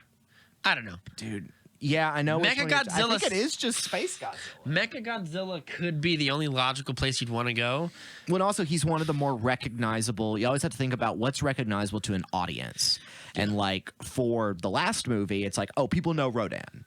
Like, and people know Ghidorah, King Ghidorah, and people know Mothra. Like, some of these other ones, you're cutting it a little deep there. And so, like, when you reach this point, it's like, well, who do we got? I mean, we could throw in some throwaway monsters to, you know, kind of kick around a little bit. But it's mostly like people are going to be like, we know who Mechagodzilla is. And also it breaks the continuity from the last movie, which is like the Titans are the caretakers of the Earth. Mm-hmm. So if you kill them, isn't that like... You've thrown off the world's balance. Yeah, or something like that. Yeah. Like, is it going to be like a mad scientist made this? But how does a mad scientist have like the billions of dollars it would probably take to make a Mechagodzilla? Like it's going to... I'm worried that the reason for Mechagodzilla will strain credulity. And that's even if they do it, you know, even if that's what the situation is. Other than that, you have to shoehorn some way. It's like, Godzilla's gone bad. And I think it's going to be like mankind did something to upset him, or is maybe he's trying to stop the creation of a Mechagodzilla, and then he's going to be like, "You idiot! Don't you know what you're doing?" And then King Kong will beat him up, and Godzilla will be like, "No, don't you know what you're doing? I'm trying to save you." Or and forgive me, but this joke is have to save Martha. Save Mothra. How do you know that name? Sorry, I had to. It's all right. It's fun. Yeah, looks good. Looks good. Looks fun. We'll see how things go. Godzilla blocks that laser beam with his axe, then punches Godzilla in the face with it. Yep. That's gonna like probably hurt. So there's got to be some kind of thing that he finds that he's able to like. I have to imagine there's going to be points where he gets hit by that beam and it's just like, oh. And so they have if he gets hit by that like once, it's gonna be like Jesus Christ. Yeah, like, and he's can't let that happen again. For a little in fact, I think that's what's gonna happen. He'll get hit by it once and be like, I can't get hit by that again. Right. or I'm done skis. I'm looking forward to it. I'm looking forward to Old Man Logan versus Godzilla. I think it'll be cool. And this is considering it's only gonna be like a month, 2 months at most. Yeah. Drop a trailer now. The rumor was that Warner Brothers didn't want the Snyder Cut to succeed, or somebody at Warner Bros. Didn't want to succeed very much, so they kind of like put Kong versus Godzilla like in the middle of March to be like, watch them eat each other. Which, by the way, it won't do anything. People can watch; they'll just watch one, and then tomorrow they'll watch the other one, and then or if the Snyder Cut's a series or a movie, they'll just go back and forth. It doesn't matter. I guess what Warner Brothers, you're still gonna get money. Fucking petty. You're still gonna get money. Yeah. But no, they moved it to the end of March, and the Snyder Cut is mid-March now. Yeah. March 15th or whatever. We'll have that big 18th. episode coming soon, buddy. Yeah, I'm excited. We're getting a new trailer for it in a few weeks. Let's talk about the Me Too movement and feminism in a way that won't divide anyone, I'm sure. Yeah. So other things in movie news and things like that, people who have passed and things like that, we'll get to in the next episode. We've been kind of behind a little bit, but we'll go ahead and wrap some of that up later. We're not ignorant. Yeah. We'll get to it later. We are later. aware. We wouldn't have a podcast. We weren't aware of things, but we're going to go on to the feature presentation of a movie we both saw, pretty recent. It's getting some momentum already, maybe one of the better movies, in my opinion, that's come out this year so far. And Which isn't saying much because we've had 5 movies, right? Whatever, and also, it's the end of cinema. But I think to tip my cards, I feel like it's a pretty good one. And that movie is Promising Young Woman. Yeah, it got delayed 2, if I'm not mistaken, because I saw I don't trailers know. for this. It came out of way nowhere back for me. A coworker told me about it, and then I watched it. Yeah. And I didn't even know it was happening until I saw it. It's directed by Emerald Fennell, who worked on Killing Eve, which is a great show.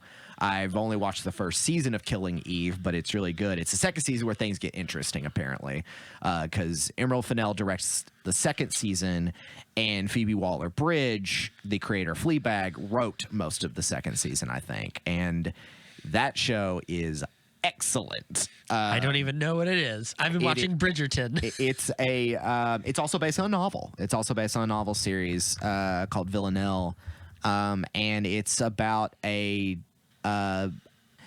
former FBI agent who joins Interpol. It's been a while since I've seen it, but she's joined Interpol to hunt down a serial assassin named Villanelle, who is just kind of this implacable, crazy girl.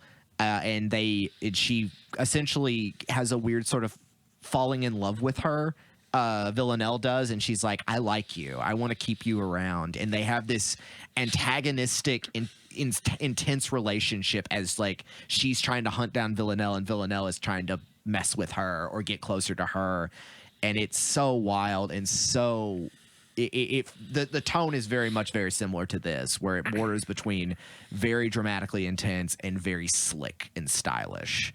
And so this is this movie, Promising Young Woman. I have a lot of promising things I want to talk about it. Obviously, before we start, we are two guys talking about this movie that is very much a film of its era. And if you're abroad and you don't like it, then you can shove it where... No, I'm kidding. That's the way you want to start it up. It is a... Go make me a sandwich! We are... I'm just kidding. Yes, he is. Or is he? Yes, I am. He is. I know you. Or am I? No, I'm kidding. We will probably...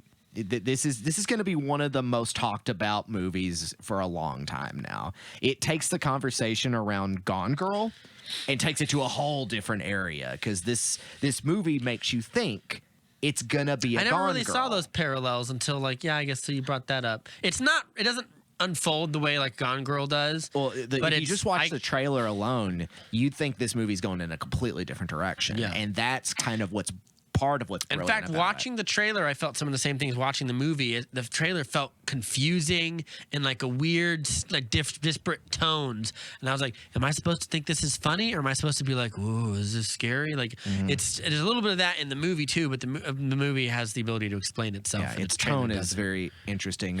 So obviously, we'll talk about general conversation without going too into spoilers, because Robin, would you like to talk about this film? So me and Sarah, we took a little staycay, and we went to stay somewhere in Little Rock, and it was one of the movies. We logged into my Vudu account and rented it or whatever, just on a whim. And I had seen the trailer for it, and then I forgot that I had saw the trailer for it. And we heard, she saw that a lot of people seemed to be talking about it, and we decided that we would just watch it. And she's like, "Oh, Bo Burnham's in it. Like I like Bo Burnham, or I like him well enough. I liked 8th Grade and stuff." And so we decided to watch it, and I feel like to just say I liked it or I didn't like it at the end wouldn't be nearly descriptive enough to encapsulate my feelings on it. There's a lot that I quote unquote like about the movie, and there's a few things that I found a little bit clunky, or maybe the tone doesn't steer itself as well as I would like it to all the time. Strange music choices that seem to come out of nowhere, little things like that bugged me. But the thing that really got me was, one, I really like Carey Mulligan in it, and I've liked Carey Mulligan in a lot of stuff. I feel like this is the opposite of her in Shame. In Shame, she plays this kind of demure, soft, almost angel-like presence with a little bit of tragedy behind her. The same thing could be said of her in Drive as well. Yes, yeah, I'd agree with that. She kind of, not ingenue is the word I would use, but she always plays these kind of elfin women. Yeah, kind of. very slightly fey kind of. And here it's like the opposite, where she's like or it is that, but she uses it to a different advantage. Maybe. I think that I see her as like a tragic victim of circumstance in a movie like Shame, but she has a good heart. Whereas here, she's a victim of someone else's circumstance, and it really did a number on her in a way, and it kind of turned her into maybe someone that she wouldn't like to be either. But she's on a mission. It's very difficult to talk about without getting into some of the specifics. Well, but I think their performance is real solid. Yeah. And the moments that make it better are the fact that when she's not being like I don't know what the right word would be. I don't want to say sly because she's not. It's not like she's sly like Lupin the Third is sly. She's calculating, or whatever. It seems to be a better word. When she's being calculating and ruthless, the scenes that make those scenes work are when she has moments of vulnerability, whether it's just between her and her dad, who's Clancy Brown. Clancy Brown, man, and or Bo Burnham, or her mom, who is one of the Sabrina's teenage witches. It's Jennifer Coolidge. Yeah, it's the amazing Jennifer Coolidge. Yeah. Great casting as the parents. I was like, Jennifer Coolidge, who usually does comedy roles, she's very sincere in this. And then Clancy Brown, who is usually, science fiction character actor. It's just nice to see him just playing a dad. Yeah. And I'm like, oh, I just love seeing Clancy Brown in things. He's so good. And when great voice actor. When she has those moments with them, the moments of vulnerability, or I understand I'm kind of a pain in the ass and a burden, and I'm sorry. She didn't say that, but her performance says that. That makes the rest of the movie so much better, I feel like. And if she wasn't as good, I would just be like, oh, this is an interesting little side piece. But because it's really good, everything else about the movie is kind of elevated by it. Well, that's one thing that has come up is this review that came out from somewhere. I don't recall, and I don't care to name the guy. Is he was talking about this critic was talking about, like, I just don't understand why it's Carey Mulligan. She's fine, but it's like not really selling me. If it's like, well, Margot Robbie produced it. Why couldn't it have been Margot Robbie? And of course, that idiot got his just for that, because it's like, no, like, because Margot Robbie didn't want to do it. Yeah. Well, it's also like, what are you saying? Like, no, Carey Mulligan fits this character perfectly. Yeah. Like so we should at least get a little bit to the general synopsis of what the movie is. Sure. Yeah. Because there might be some folks who haven't seen it. I think we should start with what she does in the beginning of the movie. Because that's the thing that's going to kind of draw people in, is she ostensibly goes to a bar or a public club or something like that. Bars and clubs, yeah. Pretends to be like totally shit-faced to sort of lure a well-meaning asshole of a man to take her home, which is really just a pretense for the man to try to get in her pants and or sexually assault her, depending on what. Because here's the thing.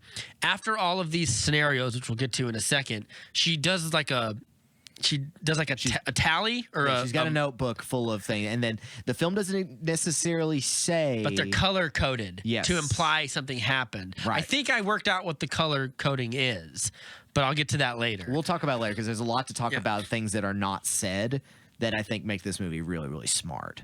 Sure, I agree with that. We'll get to that. So she does, and the movie opens with her. I guess this isn't really a spoiler because it's the opening, but I'll spoil a little bit here before we get into the trailer stuff. spoiler, like enough that the trailer tells us. Like, it opens with the guy from he plays Freddy's Shazam. So, and there's a lot of noticeable people in this. Billy Batson's orphan family at the end of Shazam all get the ability to turn into a Shazam, because he spreads his love around to his family, and they all get their powers. And Freddie Freeman, played by Jack Dylan Grazer from It, who plays Eddie. Yeah, he plays one of his orphan brother who has a bad leg. And at the end, when he says Shazam, he gets to turn into Adam Brody, but he can fly now. So instead of being limited with a crutch on the earth, he can fly. It's one of my favorite parts of the movie. It really made me cry when I saw it, because there's a great little scene. I'm getting off topic, where Shazam, when he finally turns into, like, there's like a bunch of smoke, but you see the lightning bolts on all their chests, and the smoke clears, and you see them all as they're who they wish to be, and it's a very great moment of wish fulfillment. And then right as it happens, I think his name is Freddie. He starts to float a little bit, and he's like he can't believe he can fly, and he goes, Billy, and Billy Zachary Levi's face looks up and has this moment of pure joy as his friend is now kind of exactly what he wishes he could be. Right. It's really great. Adam Brody, anyway, plays scumbag number 1, or whatever his fucking name is in this movie.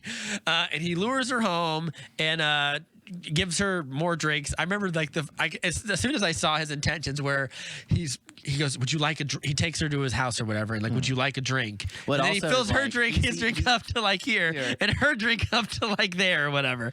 And I was like, oh, dude.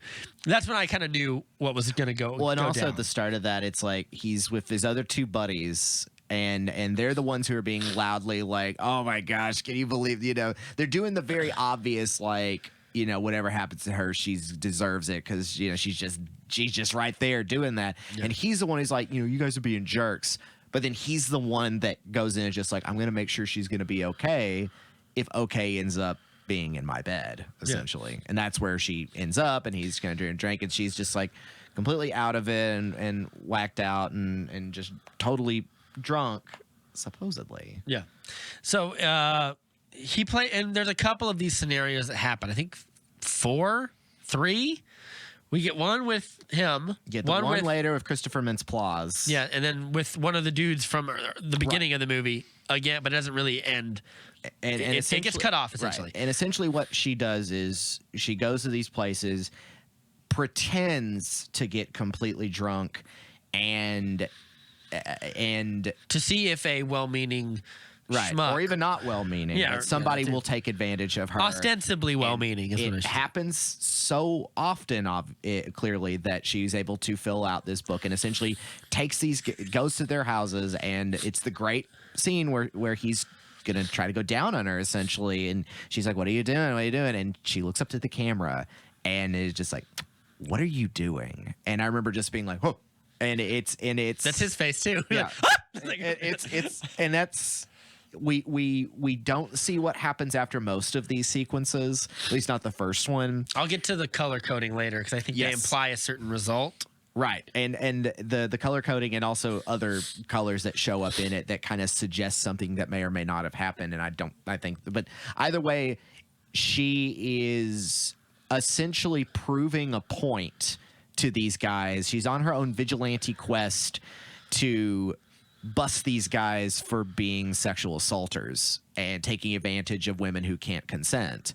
But she has a greater meaning for it than just a social experiment. This isn't a social experiment. This is almost a crusade of revenge. Yeah, that's the one part I never quite got to. Well, it's because I think that as the movie shows, her reasoning behind doing it is more haphazard than something.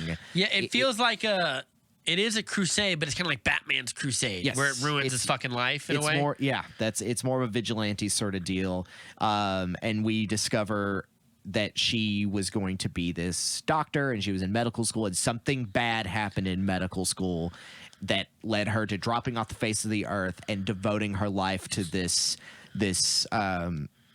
quest, this never-ending quest to keep proving what she already knows over and over and over again, until something new happens in her life that both could take her away from this or dig her deeper to the crux of all of this. Mm-hmm. And so she ends up stuck between these two little things until she makes a crucial decision regarding the two. And that's kind of the vague outline of things. Yeah. That's about as vague as you can get without getting into the specifics. I want to talk about... And Bo Burnham is so good in it as well. He shows up as an old... Is he, though? I think he's very good at being very likable, which is Bo Burnham's very... Is he, though? To me, he was. Okay. To me, he was. Let me get into, I do have a few negatives here. I think it was fair, I really liked this movie. There's two things that I found bothering me as the movie went on more and more. And obviously, I call it we'll have to get into spoiler stuff to get into some. I'm gonna try to keep it spoiler free as I can. One of them, it's easy to keep spoiler free. I call it Tusk syndrome, where it's a horror. It's not. This isn't a horror movie, but Tusk is a horror comedy. But I never laugh at it because it's so horrible.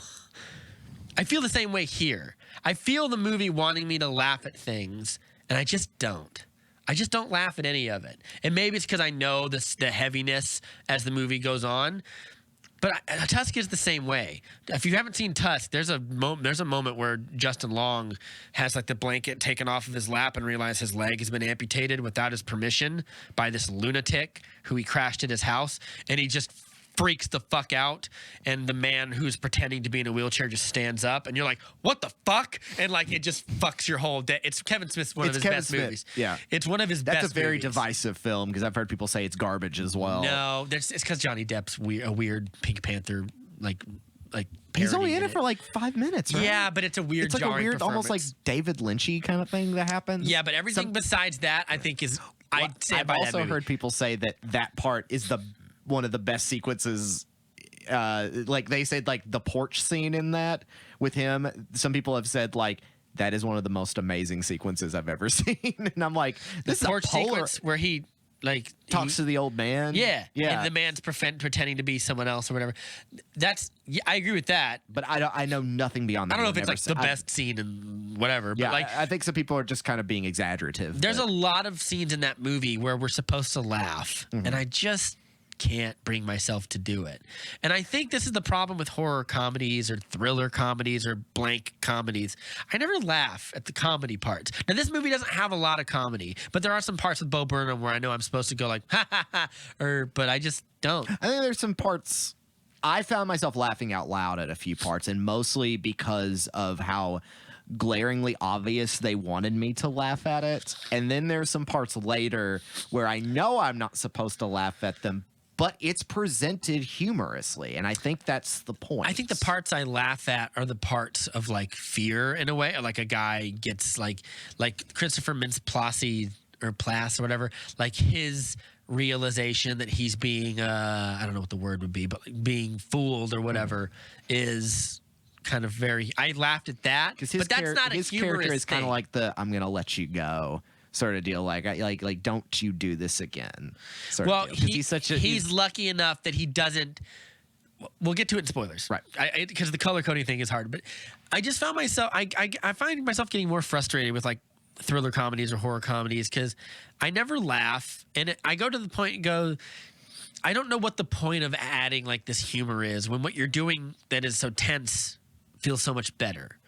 Like, and I don't want to laugh at like scene and like the scenes. They feel some of the scenes in like Tusk, for example, they feel very misplaced because like I can't laugh at this. Justin Long is being turned into a walrus. Like it feels like that. Where what I hear here is like I can't laugh at this. Carey Mulligan has a friend that might have been horrendously. We'll get to it in spoilers. I can't laugh at some of the stuff, and I find myself being like, I'd rather just kind of kept going. I like the stuff that I really like in this movie that isn't the darker thrillery stuff is actually the stuff of not levity but lightness, where she has a great moment with there's a great moment with her dad where he just goes, I really missed her, but I really missed you too. And I was like, that really got me. I teared up a little bit, and it's because those are the stuff that I really like in this movie because it's the little pieces of like, oh, maybe she could like move on and become like it's the kind of the what could be kind of scenario, but the humorous stuff I didn't really care for as much. It's not that it doesn't hurt the movie, it's just I didn't find myself laughing at parts that I know I'm supposed to be laughing at. And the other criticism I have is weird music like thing. It's like when I'm watching it, it's like this Lord of the Ringsy choir comes in over certain pieces, and I'm like, it's so strange. It's just weird and kind of jarring. I think it's a stylistic kind of thing. If Killing Eve does this a lot too. Like I was already laughing at the beginning of the movie when the song "Boys" plays over the front part. There's a lot of uses of really great pop in this, and I was like, oh, I get this is a very maybe I was a little more primed for this because I had seen Killing Eve, and Killing Eve is very much the same style, very stylistic, yet at the same time telling something serious, because even though that's why I think one of the things I'm going to take away from this is I'll watch anything that Emerald Fennell puts out because she's a very fascinating filmmaker, and this kind of shows it to me. The music choices felt appropriate for me in a lot of situations When I because say- the tone is so unique and because the style is so unique. I think it works more than it doesn't. When I say music, just to be clear, I don't mean like songs. I mean like the score. Yeah. There's just little pieces of score where I was like, and it could be like, because I'm imagining taking the score out of a scene, and then I imagine the scene again. There's a scene where it's like lots of like really like intense like ambient textury bass, just like something from a horror movie or something. And then I'm like, imagine that scene without this. And I'm like, oh, it's just two people talking. Yeah. But like, and to be clear, it's a compliment to a movie to say like that's how much lifting music can do in your movie. Sometimes take to any of your best, I don't know, any of your favorite Star Wars scenes, take out the Star Wars theme, and it's just a guy, guy looking at a sun or whatever. Like, yeah, it completely. It's like it's the kind of thing where it's like the shift in musical tone is it's almost like Hitchcock. Hitchcock does that a lot, where it's like someone says a line and the score undertones, and I think a lot of people now see that as melodrama. And yeah, I don't have a problem with it because this is kind of a melodramatic movie at times, and I think that's the point. Also, I think I kind of was watching a lot of this saying, "Oh, I kind of get what they're getting at here," like because this movie is kind of meant to encapsulate tragedy. There's a part where she looks at an iPhone screen. I think you know which I'm talking about. And it's the most like the choir. No. The choir comes up, and it's supposed to be like a tragic loss of innocence or something like that. Well, it's so also just it's the focal point of just destruction. Right? Yes, but I feel like when you use not to get too like music snooty on you. Like, here's the thing about like some of the earliest music we have in history is like Gregorian chants and choirs because you didn't require anything to make them. They go as far back as the Crusades. Right. So whenever I see a movie use like big choiry pieces, a good example would be Duel of the Fates from John Williams from episode 1 or whatever. Right. It's the only score piece from. Well, no, I was going to say from Star Wars that has choral. No, like the Battle of the Heroes or whatever, the end of Revenge of the Sith. Right. Oh. Yeah, lots of those have them. Whenever I hear choirs, it makes me feel of like classical society. It makes me feel Rome and Greece and Greek tragedies and old archaic themes. I feel like that's what I saw when I saw that scene. Like, that video on the phone is like a terrible Greek tragedy. Yeah, it's a tragedy. tragedy. So the music is meant to be like a little bombastic and like you said, melodramatic. I can't think of anything else that I have that are negatives other than those things and like just some jarring switches of tone.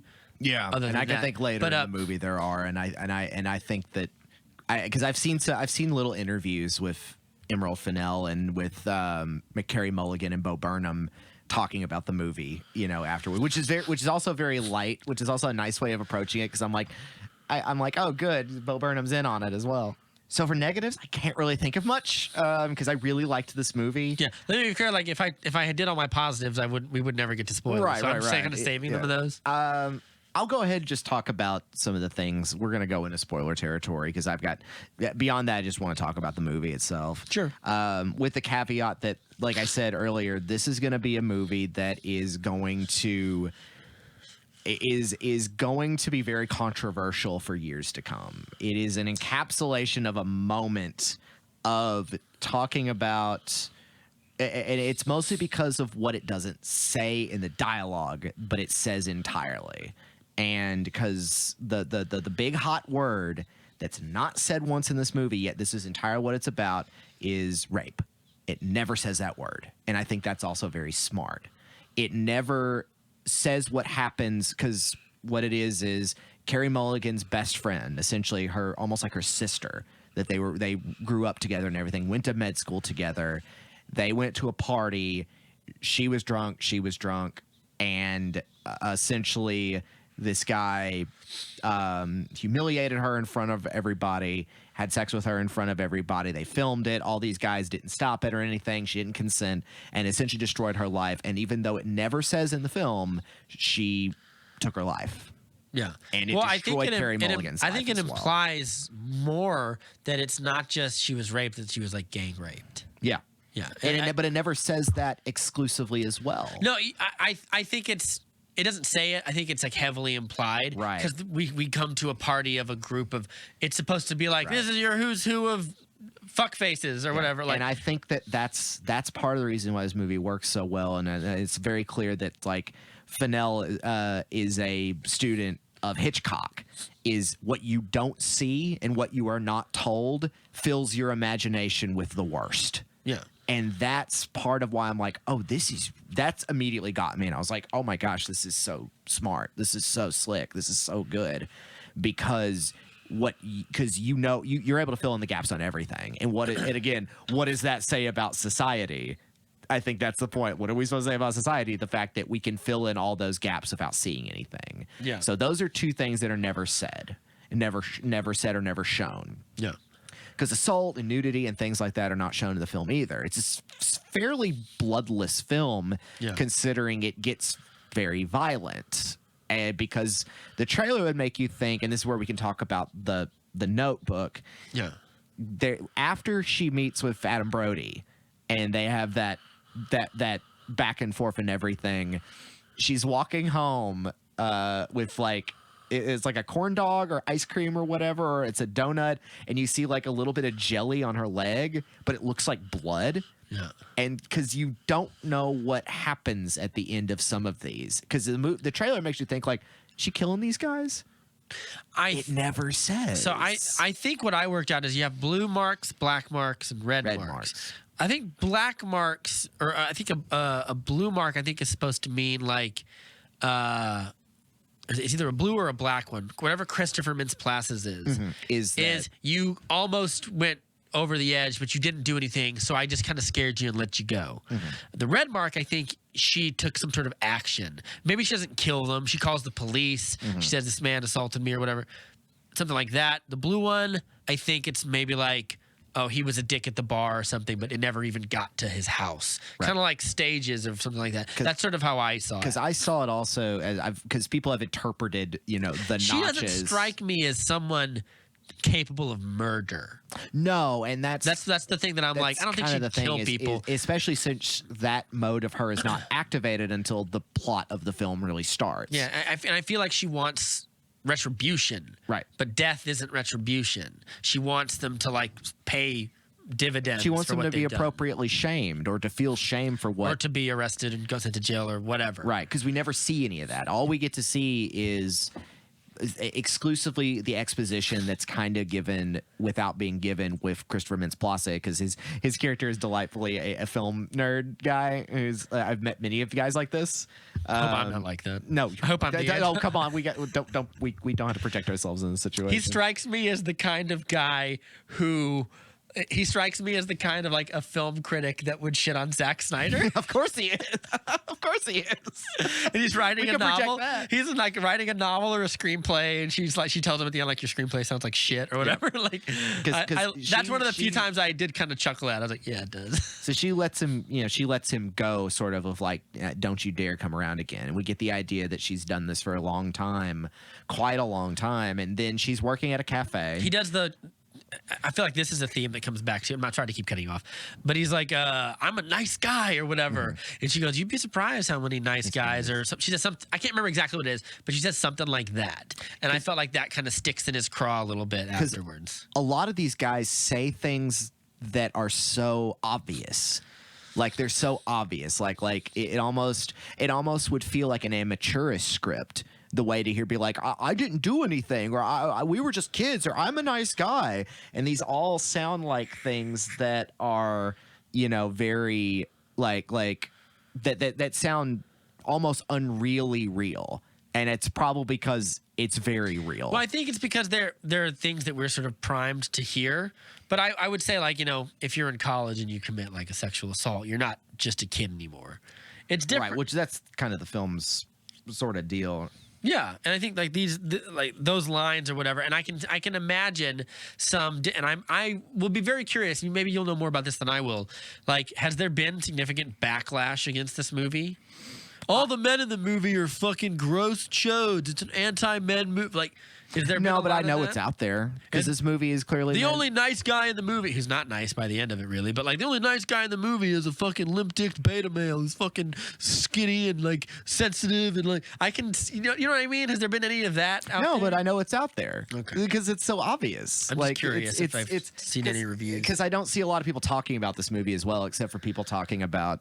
That's why I was like, as soon as it was over when I made a comment on Facebook after seeing it, I'm like, this is a movie that's going to upset a lot of people. This is a movie that's going to make some people very uncomfortable. That's what I'm curious about. Is like, are there enough people? Are there any people upset? Because like, here's if this movie is not really about nuance. And I mean this in a good way. I know it sounds like I'm about to like go on an MRA screed, but I'm not. Saying you're just a kid when you sexually assault somebody is, what's the best way to say this? When you're in college, you're old enough to know better. There are people who do probably commit heinous crimes when they're 12 or 13 who, with therapy or something, probably could have been steered away from that behavior.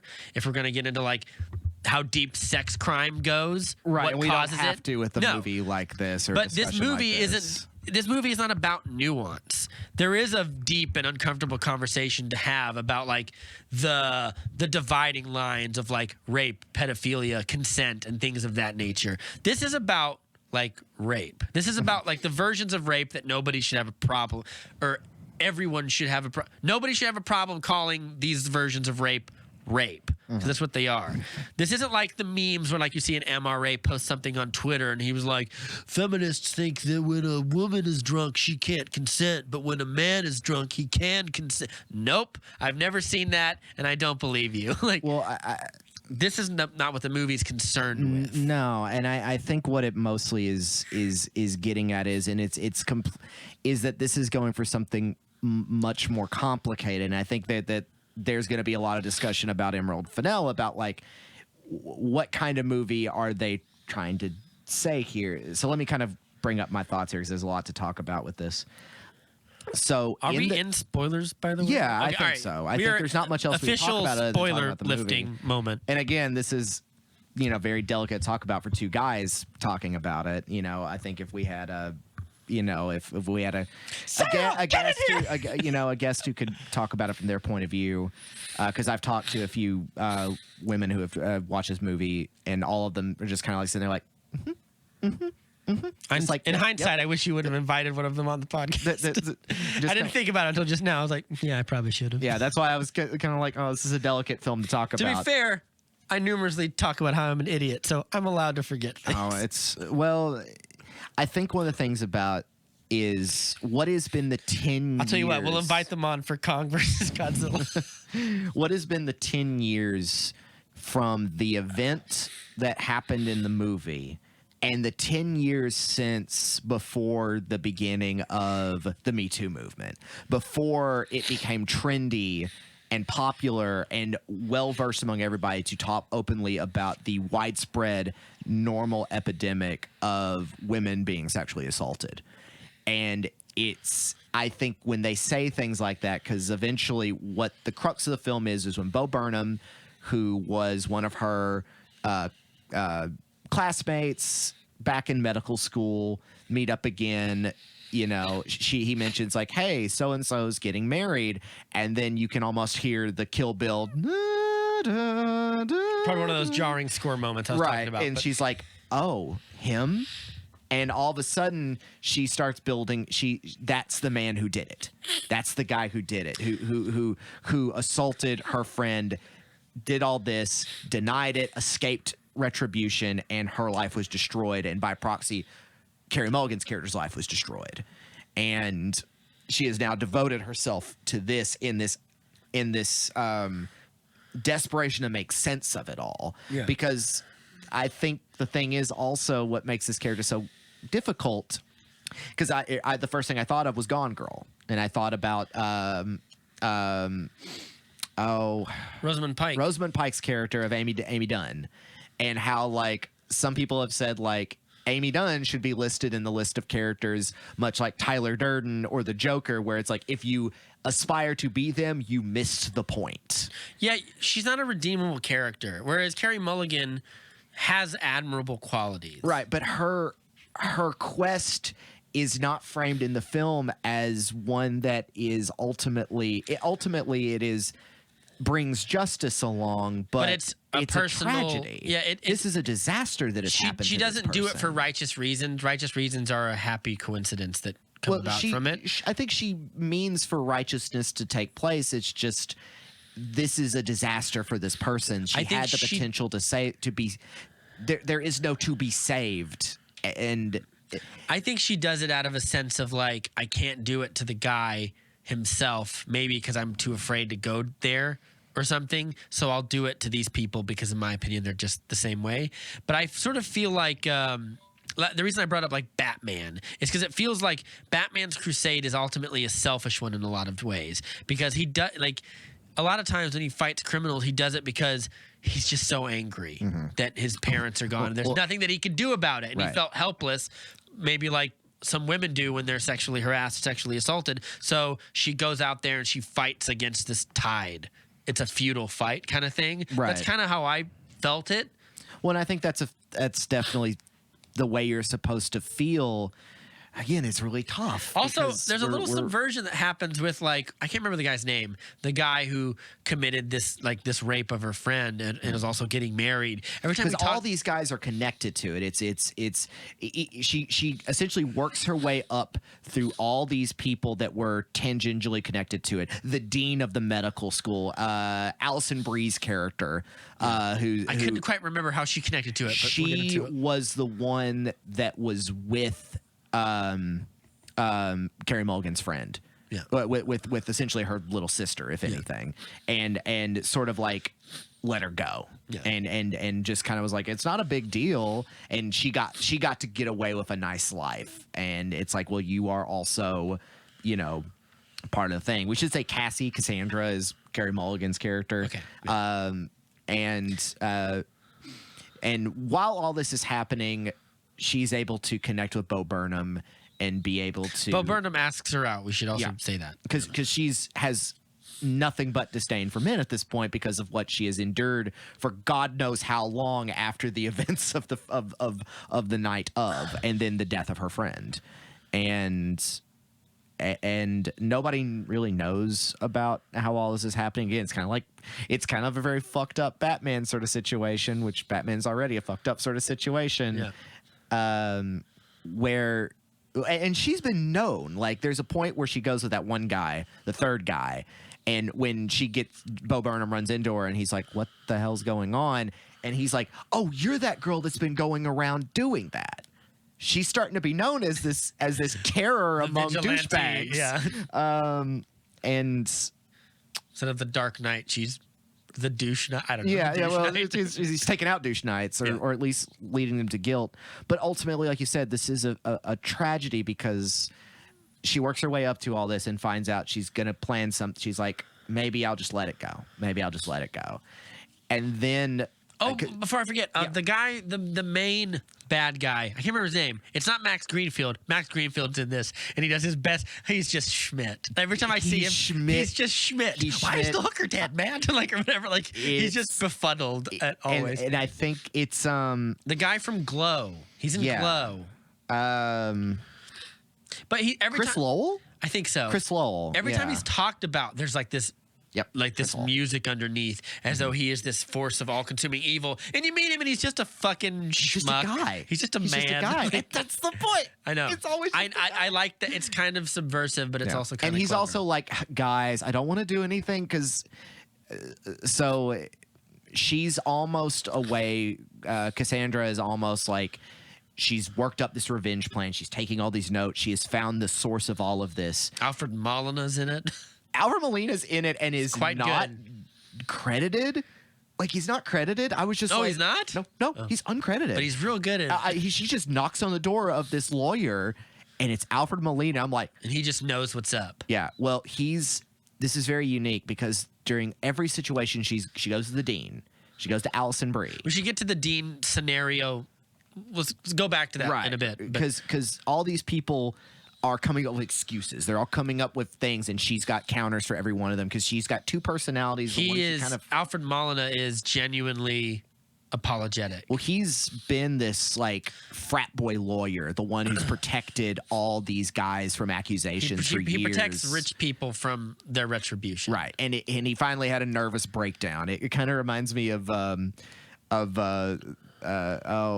who's his name from Batman Begins, who plays Carmine Falcone? Yeah. Tom Wilkinson. Tom Wilkinson and Michael Clayton. Yeah. Which is one of my favorite movies. I've just watched it recently. It became one of my favorite movies where his character is Love Tom Wilkinson. He plays Cornwallis in The Patriot. Yes, he does play Cornwallis in The Patriot as a ridiculous fop. A befuddled which is man. I love him. completely historically inaccurate. I know, but he's good in it. He's great in it. But his character is this lawyer who's like this shark of a lawyer, like top of his line, and eventually We'll go through your trash kind of guy. Yeah, and he has a huge mental breakdown of guilt and causes him to essentially lose his mind. And that's what happens to Alfred Molina's character. And he's like, he's the only person that says, I'm sorry. He's the only person that's like, I was wrong. I am the monster. Yeah. And he's like, I'm the result of it all. And she's like, she walks outside and she maybe hired a hitman or something. Like, I don't know if those are hitmen, but they're like, hired thugs. Well, it's just one guy. There's two of them. I thought it was just one guy. Allison Brie. There's a different one. No, that guy was A guy she blacks out and she's supposed to Yes. wake up and think that something happened with this dude and it's supposed to make her like, what the Right. fuck? She hires these guys to, I don't know, not blackmail, but to make them, to intimidate them or scare them in a way. right. I don't think it's like hitmen. She's using the same fear of being blacked out and not knowing what happened because Allison Brie's character is just doing the Allison Brie thing where she's like, oh, there's nothing wrong. Everything's fine. And she gets whacked out drunk and she's like, what happened? What happened? She won't tell him. And eventually it's like, nothing happened, but I wanted you to get a feel for what that felt like, because you let us down. And I feel like, wasn't that not Adam Brody or one of the guys from the bar? Adam Brody is the first guy from the bar. Right. That she's like, here's the keys. Now go to his room. Right. Yeah, but it's not Adam Brody. It's a different. But it's one of the guys from the bar. No, I think it's just a different guy. I thought it was one. It could be. It's been a minute. Yeah. But the other guy's just a straight up like Russian thug looking guy. He wants me to break neck. She lets Alfred Molina go after he breaks down to her. And it's just I think she's feel like I think he gets it. Yeah. Well, he's the only one that apologizes. Yeah. He's the only one that even says, the one thing is none of you have ever said her name. That talking about her friend. It's like you're my friend, has disappeared in all of your minds. There's a part where he's like, I can't sleep.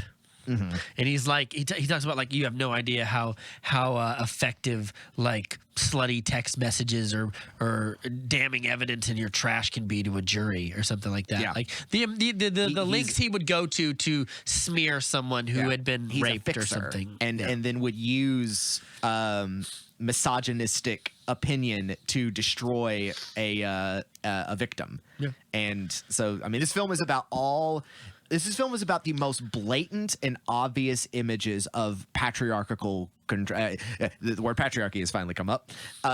But I think also that's the point. Oh, the Ben Shapiro fan base just blacklisted our podcast. Yeah, well, I'm not surprised. Did you see Ben Shapiro's trailer for his new movie? Oh, is it the school shooting? Yeah, it is. Die Hard. I watched a review of it. It's real shit. Yeah, it looks garbage. It looks Thomas Jane is in it. Yeah, Thomas he was Jane. the Punisher. I like him. I like I'm Thomas sad. Jane. I know. I'm sad that he's in it. I don't think. To be clear, I don't know if they necessarily wrote it or Ben Shapiro didn't write it, or I think he's just they're distributing it or whatever. It's his production crew related to the Daily Caller. Yeah, Daily Wire. The Daily Caller is Tucker Carlson's. Oh, God, the Daily confusing right-wing assholes. The Daily assholes every day. But no, they would have problems with this movie anyway. Yeah. They would say this movie's propaganda. Oh, of course. Whereas their Die Hard movie, their Die Hard school shooter movie is literally propaganda for the gun lobby or whatever. But we'll digress. So eventually, there comes a crossing point where you want to talk about the scene with the dean. Yes, because this is really intense. Like, because she she's going like chapter by chapter in her book relating to all these people. It does feel like Kill Bill a little bit. Yeah. She's like, now starts the So what dean. she does is she drives by the school and she kind of pretends to be a drives by music high video school. a music video makeup artist. Yeah. I think. And she like very surreptitiously places down like a picture of the band, and she says like, we're trying to find this band or whatever. And the girl sees the band like, oh my god, I love that band. Can I please come with you? I'll like blah blah blah blah. And she's like, yes, we're going to this diner, but like you can't tell anyone, and you absolutely cannot tweet out about it. I need your phone. Give me your phone.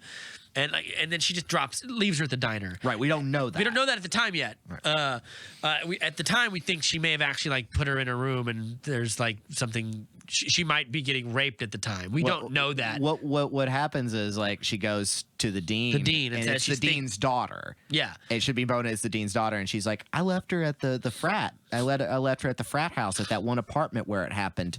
Oh, I don't even remember which number it is. Do you? No. And she's like, she doesn't. And she's like, oh, yeah, you don't remember, do you? Well, I sure hope you can get your daughter in time because I have her phone. And essentially, like, sends to her the horror. Yeah, you feel like all that. You feel all that stuff that you're feeling. Yeah, that's what I felt. Yeah. Like, that's what my friend felt, and that's what we felt. And I love how like it builds up. It's like, I'm thinking about coming back here and stuff. And he goes, oh, like, well, what was your reason for leaving this last time or whatever? The dean seems to be. Look, I don't think it's controversial to say that there are levels to badness. The dean seems to be a person who is in charge of a giant.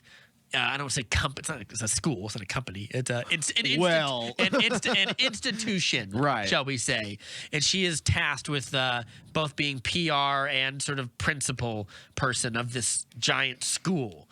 So she has the opportunity. She has the job of cleaning up messes, and she says there was a lack of evidence. Let me just go through the scene real quick, because I think it's really interesting how the tension slowly ratchets up. She asks, why'd you leave last time? Oh, there was an incident involving my friend, I can't remember her name. Nina Fisher. Nina, that's right. Because they had a heart necklace, and she keeps the Nina on hers.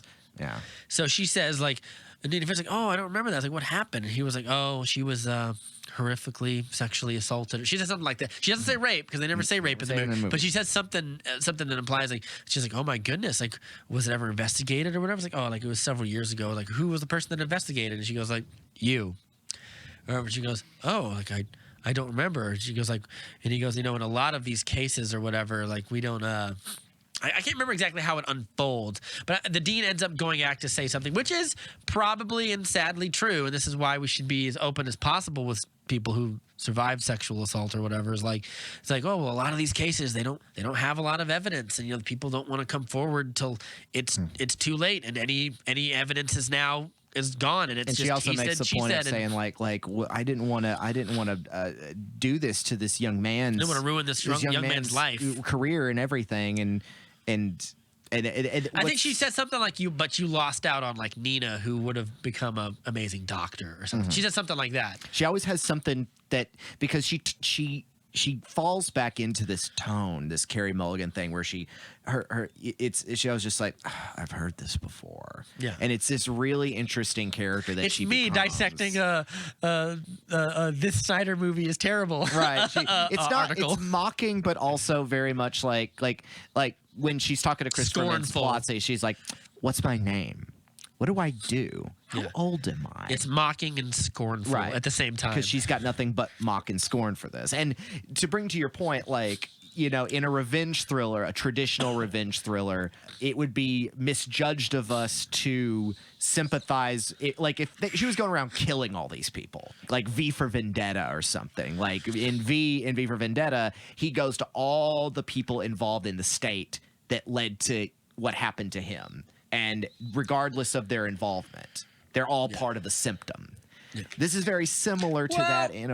But the doctor, though, is the one that he doesn't. But he still kills her. He does kill her, but he shows mercy in a way. Right, but he still kills her. Yeah. And this is kind of the same thing where it's like all these structures from the micro to the macro were involved in this. And so. That's a good point. I didn't see it that way. Yeah, that's a good point. They're all symptoms, and they're all there to protect it's the need of the school to protect the image of the school as opposed to the safety of the student. It's the classic technology, the video game line. It's not a flaw, it's a feature. It's as these are systems. Or it's not a feature. It's not a bug. It's It's the feature. Yeah. And by making it that it's like, well, it's a woman who's the dean. It's like, yes, but women can also these practice some sort of patriarchal bullshit. Money, power always feed to what it is, and so it's a great scene of tension. Also, music plays a big part in it, where you see her freaking out and everything, and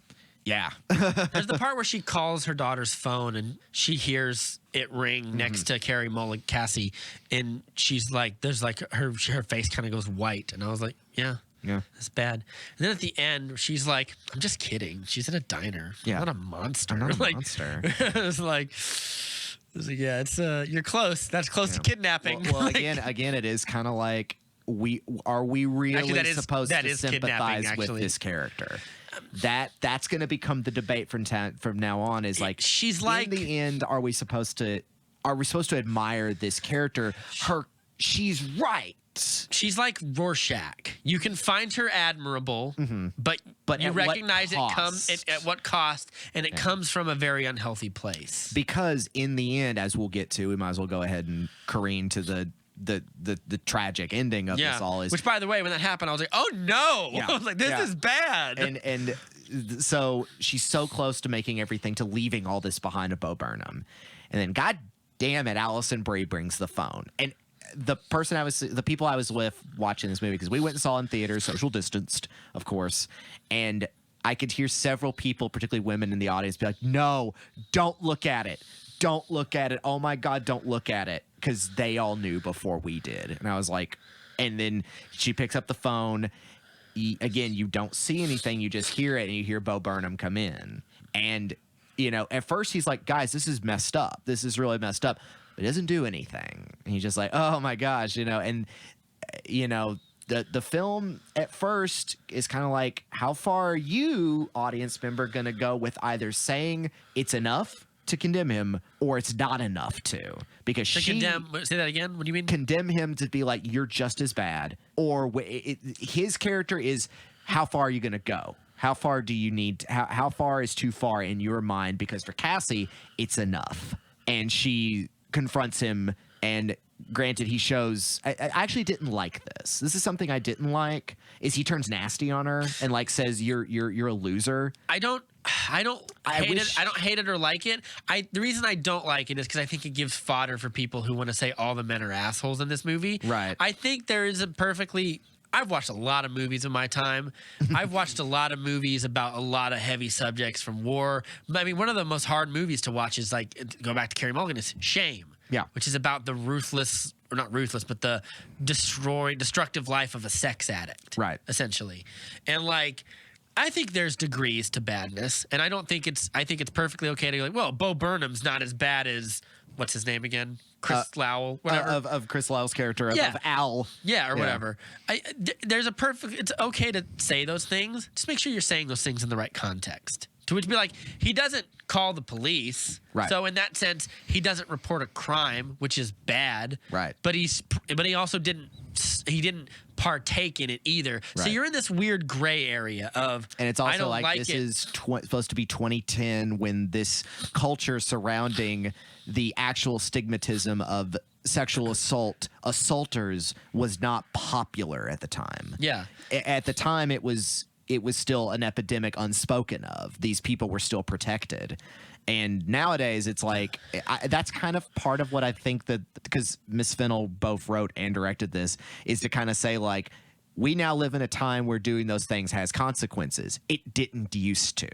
And this is a film about the ghost of consequences, the disaster of consequences. And I think that when Bo Burnham goes like, yeah, well, at least I won't be a fucking failure or something like that. Yeah. I think that I wish they didn't do that. But also, that's the film saying, why don't you feel? Because there's a moment where my gut dropped, and I'll get to it. We'll get to it. So I know what you're going to say, which is the film is doing that to say, like, well, I thought he was a nice guy.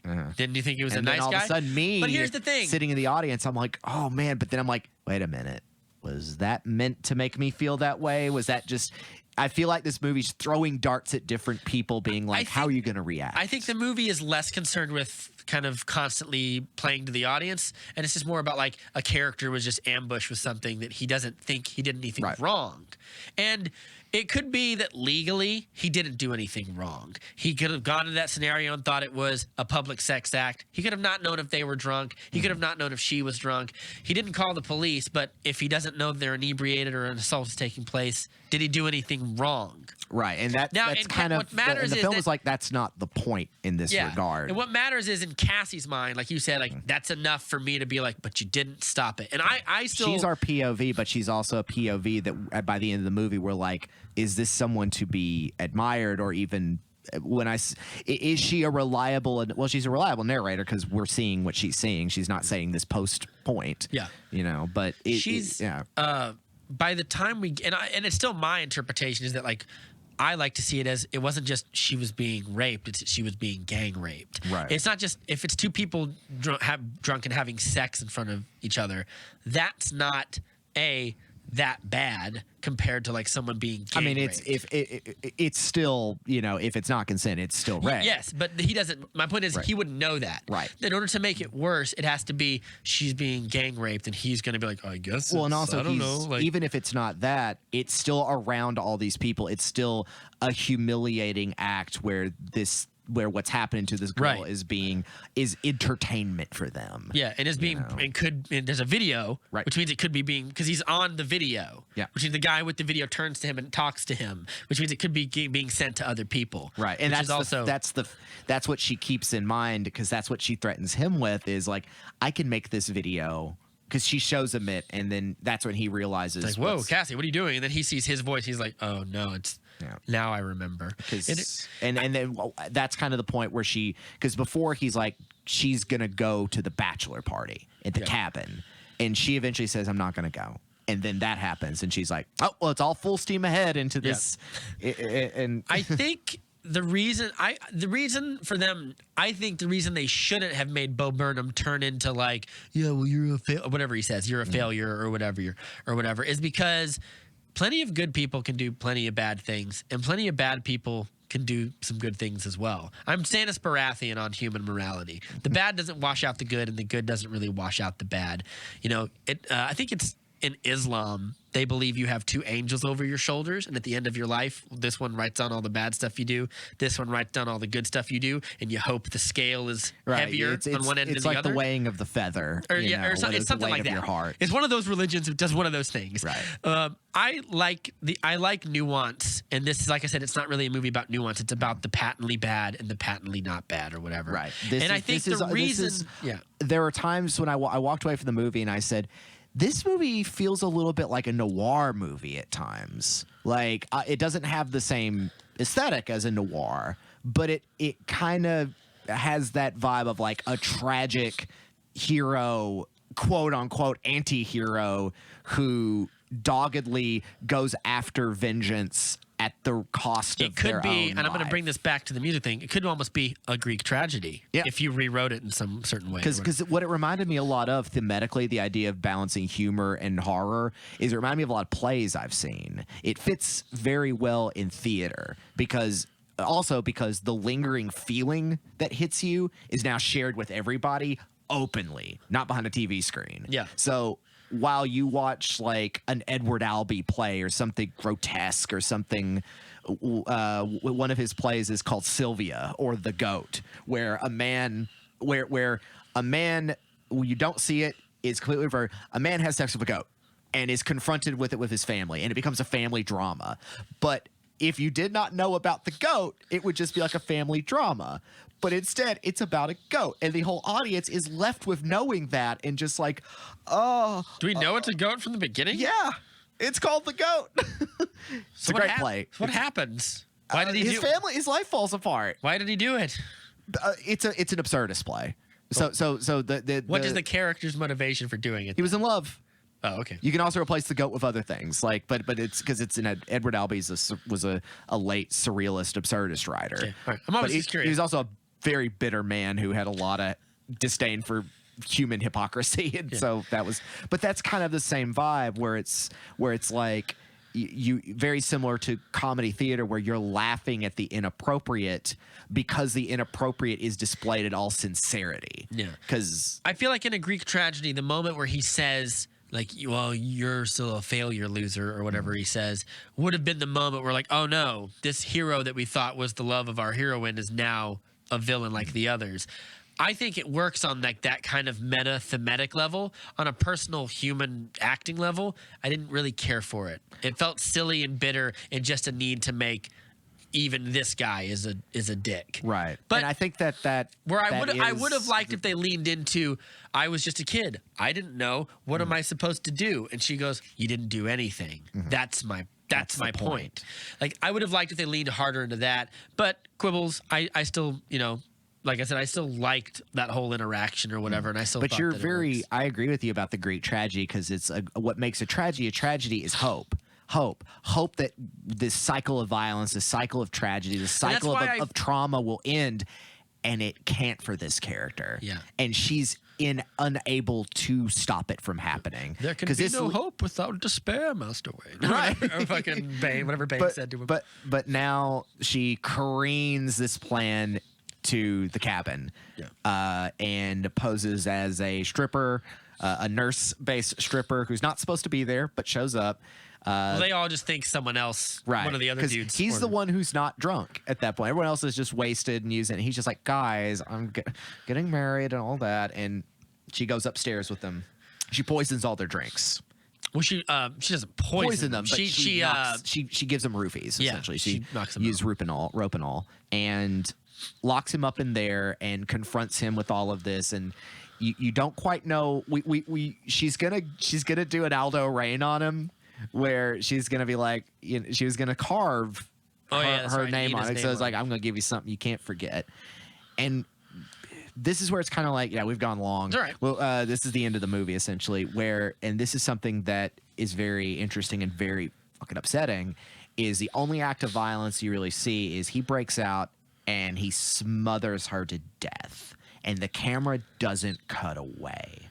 Well, it And does, but it never cuts away in a way where you like. It might cut closer onto her face or something. Zooms in. It just keeps zooming in on the act. Obviously, you don't see her face. After that, you don't see the violence of the body, but you see the violent act. It's and deeply upsetting to the point like where she's struggling and he's trying to vie to get a better position to kill her easier or whatever. It's deeply upsetting because he's gone nuts with panic and despair. Now let's get into Devil's Advocate.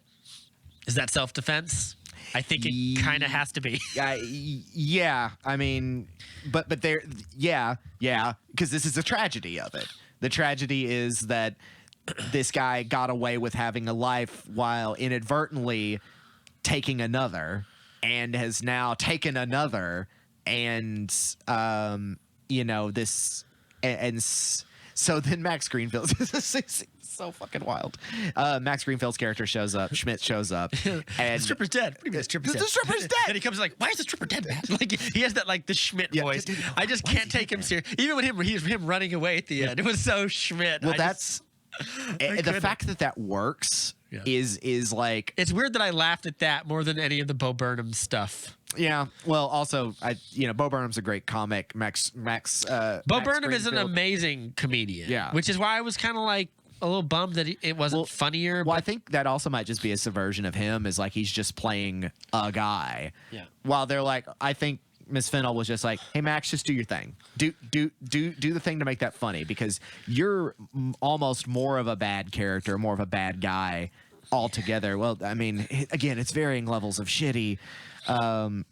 But he's the one that comes up with the convenient idea just to burn her body, and it's. That's weird. Yeah, That's the one part I was like, call the police. Well, but then he's like, this will get out to my wife and will ruin my life, and I won't have this. Won't destroy the phone. Call the police. Like, well, it didn't happen. I would be such a good criminal, man. But it turns out that she had set all these things up posthumously, whether knowing that this was essentially a suicide mission or not.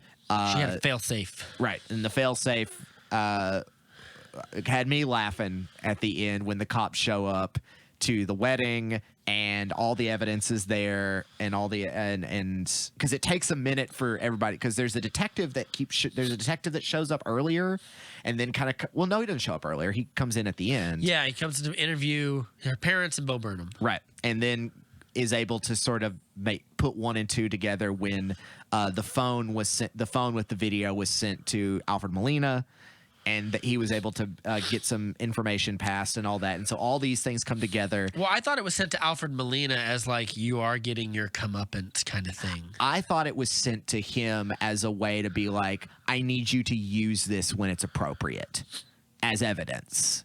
Okay. She trusts him at that point. Okay, because he would have no reason to suffer over that video. His life is over already. I was thinking at the end that he was going to get sent to jail too, and I was like, that feels like it cuts off the theme of he's already in jail. She's going to use him as an ally. I think that's what that indicates. She's like, because she sends him. There's like a note in it. I don't remember. It's been a minute since I've seen it, but the ending just hits you just like a brick. And I think what would have made it more tragic is at the end that they all get arrested. They all go to jail. It goes to the court, and he gets acquitted.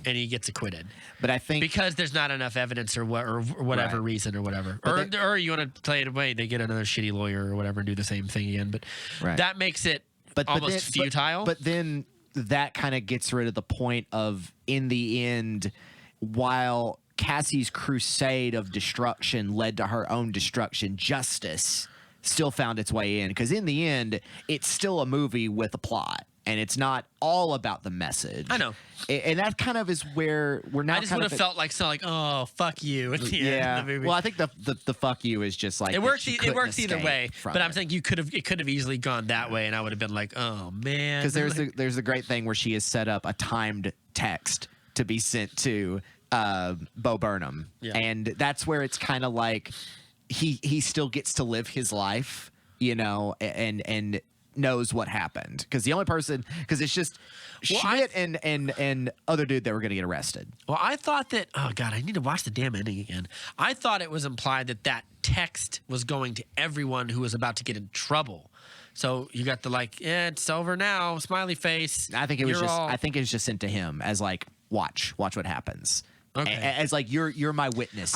You're my witness to this master stroke. I guess how would she have everyone else's numbers? She's like so it was sent as like, this is you're my witness to this master stroke. Yeah. Now finally I can be in peace, sort of, because they should have paid more attention. It ends with saying Cassie and Nina with a little winky smile. Yeah. And it's like we in the end we won. And did they win? Exactly. They didn't, because they're dead. And it's tragic. And it's a tragedy. Yeah. Yes, this murderer and this manslaughterer, essentially, this destroyer of life, is arrested, and the precious life he got to live gets destroyed after destroying Nina's life, and that's, but at the cost of everything else. And that is why this movie left me with so many feelings. Yeah, is because I felt them all too, for sure. Because this will be a very interesting movie 10 years from now, when people look back at it as a seminal moment. And that's a very hopeful statement. You're assuming that things are going to get much, much better. Well, I mean, maybe they'll get much, much worse. And this will be like a film where people are like, this movie came out right after Me Too, right after 2020, right after the Trump administration,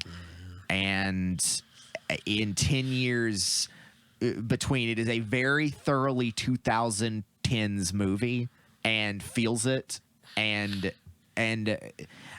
honestly, I would be happy to see this film get some Oscar nominations. I think it's worthy of that, for sure. There's definitely some in there. I mean, for performance, for writing, for editing, for directing. Maybe even like cinematography. The movie looks great. Taking away all the messaging from it, it's a very incredibly well-paced movie. It's very for being so short, well-edited. For being so short, it's like, it feels, in a good way, it feels longer than it is. Yeah.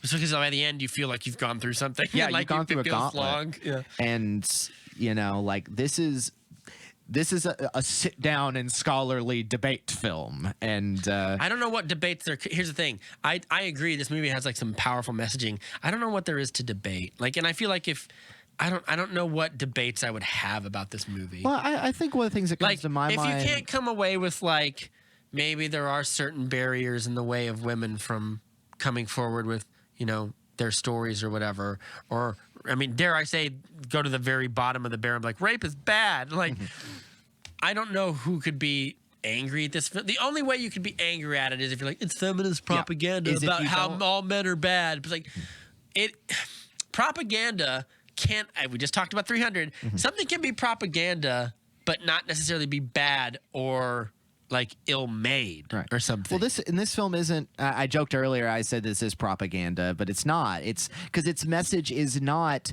the all text. men are bad. Right. The message is the subtext. These men are bad. Yeah. And it is. This very is what allowed them to thoroughly- get away with it. And it's very thoroughly and on its face, literally talking the points of what guys like this say, of situations like this. It's very much a mouthpiece kind of movie, except the subtext is the tragedy. Yeah. Is that in the end, this character is the tragedy. They are all. She doesn't escape it either. Yeah, she is a victim of the system. She inflicts the system back on the victimizers, but still cannot escape it.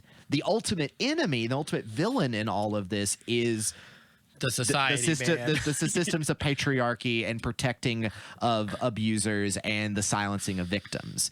And it cannot end in anything good. I think that's like the existential thing is like once the defilement, once the violence, like we didn't have to see it. We didn't have to see it, but we see it's like an earthquake. We don't have to see it, but like even if we don't, even it's like an earthquake that happens miles away, but you feel the aftershock. Yeah, or you drive through the town and you're like, Jesus Christ. Yeah, it's like, oh, I watched the tornado go through on the radar, and then I drove by the town and it's obliterated. Yeah. I didn't have to see it. I see the aftermath. And this is a film about an aftermath that takes all, but normally it wouldn't. Because these guys would have had a completely normal life, escaping what they've done because systems protected them until the consequences came back in the form of a woman who was pressed by her own consequences. Yeah. It's got layers. It does have layers. But it also happens to be a very stylized, well-made thriller with some moments that I definitely was laughing about. And well directed, well written, and that's why walking away from it, my big thing was like, do you remember the part in the movie where the black dude is like, well, you always ruin everything? Yeah, you always ruin everything. I laughed at that pretty hard. Because I know that it's her being like, men be like, yeah. And I was also laughing about, Max Greenfield had me cackling like at the end. He had me laughing at one part, but just why is this super dead, man?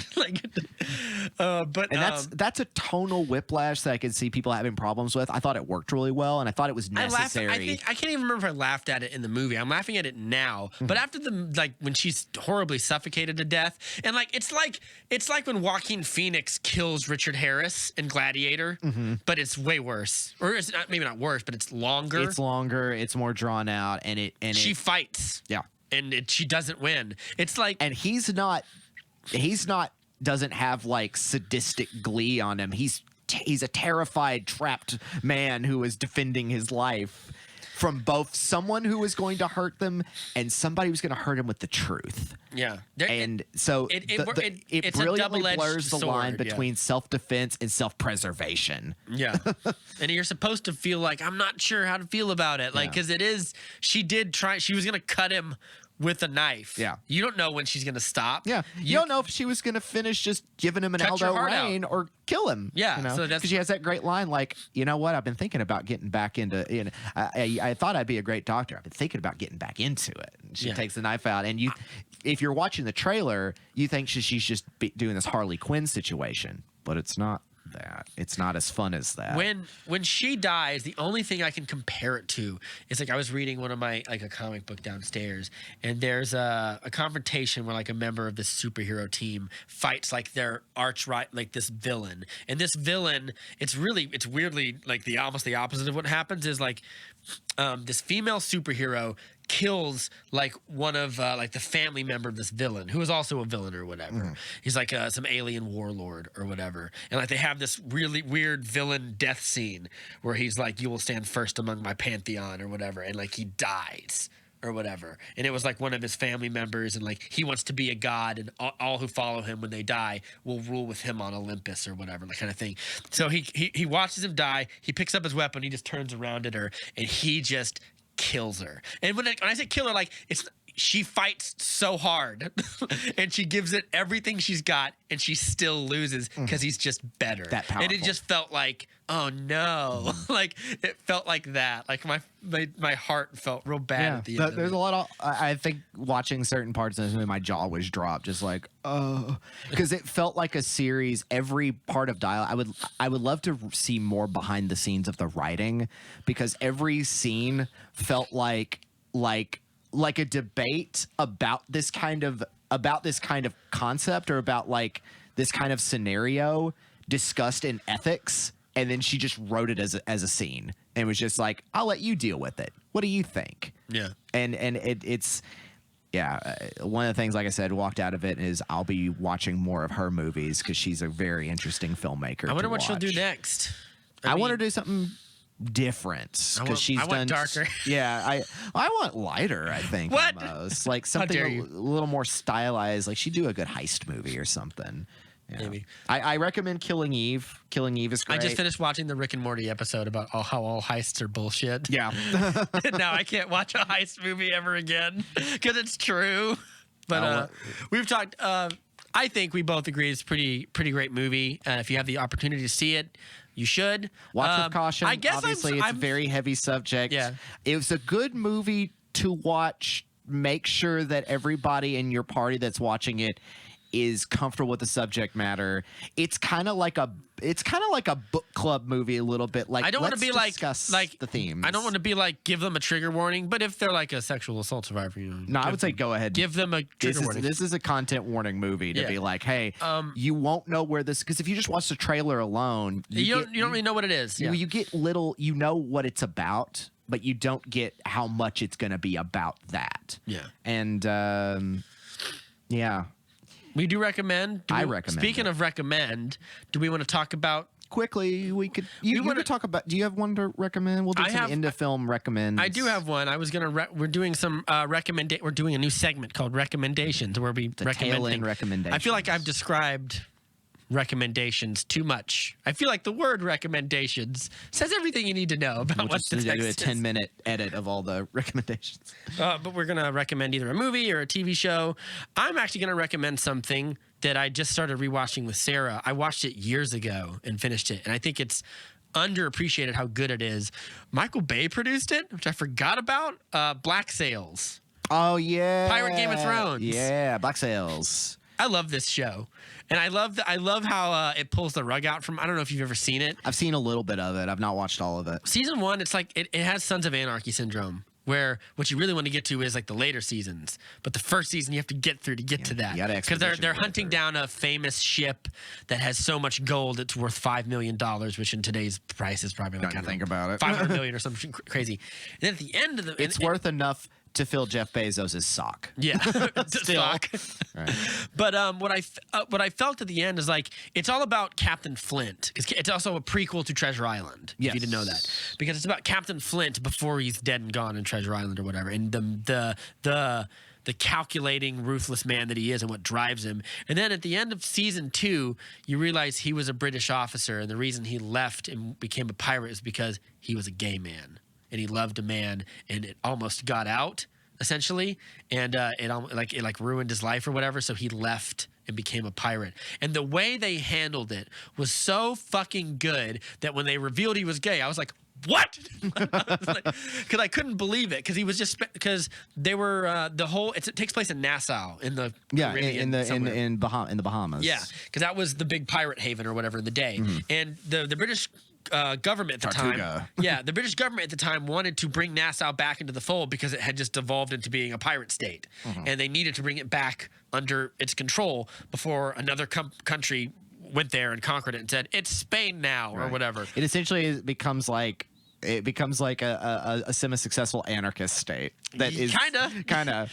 Yeah, Except it's mostly just run by I gangsters. say successful. It failed pretty terribly. Right. In the end. Instead of like successful anarchist states that existed in, as I pull up my history glasses during the Russian Civil War, this was just run if it was completely run by gangsters. This is not anarcho-syndicalist Catalonia before the Spanish Civil War, before Franco killed them all. This is the opposite of that. This is not. It is still anarchist, but not in the beautiful philosophical way we like to think of. This is not Ukraine in 1917 before the Bolshevik Revolution. Lots of boobs and beers and bullets and muskets and sabers. Yeah, lots and blood and booze, rum, beers, rum, and bullets, rum, and boobs and stuff. But my point is, they're trying to figure out a way to bring them back into the fold. And Captain Flint, who's just like a man in the Navy at this point, goes to this English lord's house, and he's the guy spearheading the project in Parliament.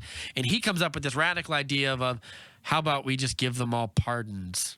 Which at first everyone was like, that's ridiculous. And then he was like, actually, that makes perfect sense because they're afraid. The reason they're afraid to come back to England is they'll be hanged, right? Because they're criminals. And he's like, what if we just don't do that? What if we just don't kill them? And everyone's like, they fight really long and hard, and they almost get it through. And at the very end, they have this weird moment where they're just looking at each other, and the other guy leans in and kisses him, and he's like, oh, he's like taken aback, and then he kisses him back, and they have this whole beautiful relationship kind of thing. And then it implies the father has him the English lord has him lobotomized and locked away, and Flint has to leave and go to Nassau, and he becomes that's about right. Captain Flint. This brutal man. And it really is sad because he spends all the series fighting and being like this man of fury. And really there's this great line where the woman who was the wife of this lord, because they were like a weird polyamorous couple or something, and they not weird, but not weird. I shouldn't say that, but they're weird, but for different reasons. But like they were this polyamorous couple, and he joined their harem, if I could say that. That's also weird. I shouldn't say that. If they want to be a harem, he joined their menage a trois or whatever. Joins their relationship, and then she leaves with him because she doesn't know what her future is going to be without him because she's a woman in 17th century England or whatever. Right, and they're bisexual men at the same time. They're all in danger territory. He leaves to the Bahamas or whatever, and then years later when he's fighting against people and he has this opportunity to maybe renegotiate Nassau, kind of the same thing, but years later becoming a colony again and being promised those pardons.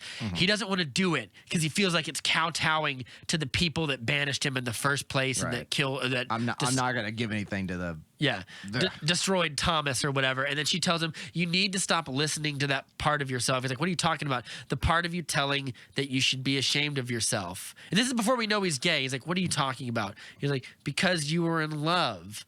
And then it comes back next episode and you realize, oh, he was in love with a man. And he felt horrendous guilt. And it was one of the best handlings of a gay character that wasn't done in a tokeny way. It wasn't done in like it wouldn't be flamboyant because everyone was dressed up to like the nines or whatever back there. Delightfully flamboyant at the time. It's Toby Jones is the actor's name. Toby Jones is awesome. He's the bad guy from Die Another Day. Gustav Graves. Wait, Toby Jones? No, Toby... That's his name. Toby Jones is the small British actor. Oh, wait, who am I thinking of? That is... we got to find out now. No, I got to find out, too. Gustav Graves. It's Toby something. I know I'm right. I know it's not Toby Kebbell. No. Toby Kebbell could do it. He's a good actor, but no, it wouldn't be Toby. Black Sails, Captain Flint. Toby Stevens. Yeah. Great. Does a fantastic performance. Not only is he like a great, wonderfully brooding performance, but he's also like, he's cunning, he's wily. He has a couple of great moments with Long John Silver. Who I heard is apparently like the best character. He's great it. because he goes from being like a cowardly piece of shit to like a feared pirate. There's a part where he stomps a man's head to death with his peg leg after he gets his leg cut off. And like, so he makes a thing like he understands the power of gossip, which is very funny for a pirate. So what happens is no one likes him on this ship, especially after him and Flint try to pull some sort of a scheme, and they both end up in chains. And in order to find his way back into the good graces, he gives him the scuttlebutt from around the ship. And every time he does it, he stomps with his foot to be like, hear ye kind of thing, like town square or whatever. And eventually it becomes his thing, where they gather around him to listen to him talk, and he wields this power of his words. And eventually, when he gets his peg leg, the stomp kind of means something, Right. and he becomes like a real badass in a weird way. But it's the perfect. What's the one of our cliches we like? Unexpected action hero. It's kind of like that. Right. There's also a great performance from Zach McGowan from Shameless, who plays a real pirate who's Charles Vane. Yeah. And he delivers such a performance where this guy has he's from Florida, man. He kind of talks like this, man. But I hear him talk, he kind of talks like this. He's got this really great, gruff English accent that the producers. It's that interesting, yeah. The producers of the show were so taken aback, they thought it was his real voice. And then he broke character, and they were like, oh my God. You And performance. the guy's built like a brick shithouse. He's chiseled from Marvel, and he has this great thing where he was a former slave and stuff. He's got a brand on him, and we get this big backstory. It's a fantastic show. I might like it more than just about every other show I've watched, except maybe some of the best of Game of Thrones or something. It's really great. People who like it a lot. I might The only negative thing I could say about it is the amount of time it takes to get to season 2. You gotta wait through 10 episodes. Season 1's fine, but season 2, there's also Jack Rackham and Anne Bonny are two. I pirates in it. remember Jack Rackham and Anne Bonny. They really stood out to me in they're the great. first season. But the real characters that stand out to me are Captain Flint. Ray Stevenson plays Blackbeard. That's it. Yeah, that's right. Blackbeard, Ray Stevenson. Yeah. is really stand out in that. Yeah. He dies in the most metal way possible. Yeah. He gets drug under a ship. And they do it the barnacles on the ship scratch your face, and they keep doing it till he breaks, and he keeps not doing it. So they do it 3-4 more times, and they all right, he's dead now. Then they hear he keeps coughing because he won't give up, or he won't say the name or whatever. So they just keep doing it till he's they keep doing it till he's dead or whatever. And it was really metal, and I was like, that's cool.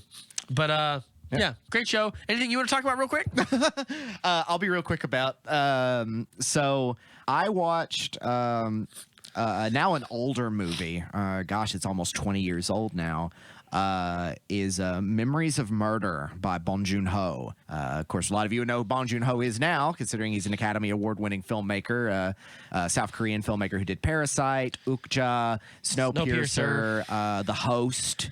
They also turned Snowpiercer into a show. Didn't they? It's originally based on a graphic novel series. I know, but Yeah. they turned it into a show now. Yeah, it's out there. I've not watched it. Is it good? I don't know. I don't know. What was that movie about? What does What's that it- Harris what's it- do? What's up with that train? Yeah, what's up with that train? It's about capitalism. It's about capitalism. But I don't know. I mean, there's children in the train, under the train. They're in the train. They keep the train moving. Yeah, because they destroyed the world through climate change. You know? But why does he need the children? Does something break so I they don't have a kid recall. go down and do whatever the part that broke did? It's I all can't remember. metaphorical. I don't Feels recall. I can't remember. Feels like a trip. Probably Yeah. good if I'm just too stupid to get it. Yeah, I didn't like it the first time I watched it, but I need to watch it again now. Considering I'm now bookended by Bong Joon-ho after watching this one.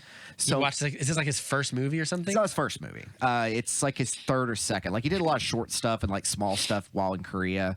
But this was one of the first films that became a cult classic and is now regarded as a lot of people have looked back and said, well, this is kind of one of the best crime films of all time and maybe one of the best films of the 2000s.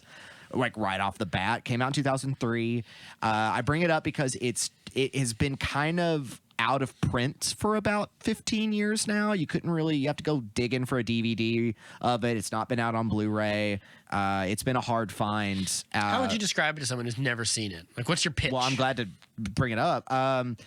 Watching it, you can tell so many filmmakers who were inspired by it in the 2000s, namely Rian Johnson, David Fincher, Cary Joji Fukunaga, because watching it, I was like, this reminds me of True Detective. This reminds me of Zodiac, and this reminds me of Brick. It's very clear all these guys, well, obviously, Fincher had been around for a while, but he clearly got a copy of it, watched it, and was like, oh, shit.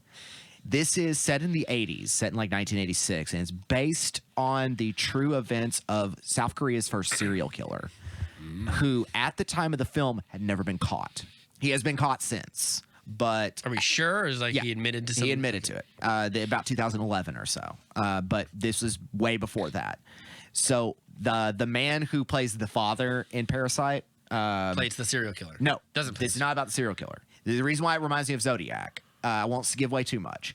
It revolves around 3 detectives. The guy who played the father, he's been in all of Bong Joon-ho's movies, essentially. So he plays this boorish, hick, small town detective. And he's got his little enforcer, his like good cop, bad cop. But they're both essentially corrupt, nasty fellas who are like a series of women have been murdered under very specific circumstances that keep coming up.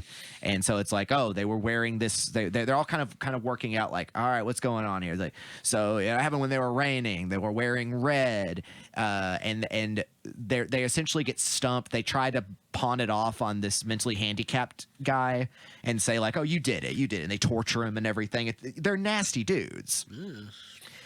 Well, all that doesn't work. So Seoul brings in their guy, smart by the books young guy. So it's about these 3 detectives who are trying to use all the methods to try to figure out what's going on while the killings are still happening around them. And that's kind of the crux of it. And it's very much like a Bong Joon-ho movie. It is about the ineffectiveness of a system to stop something.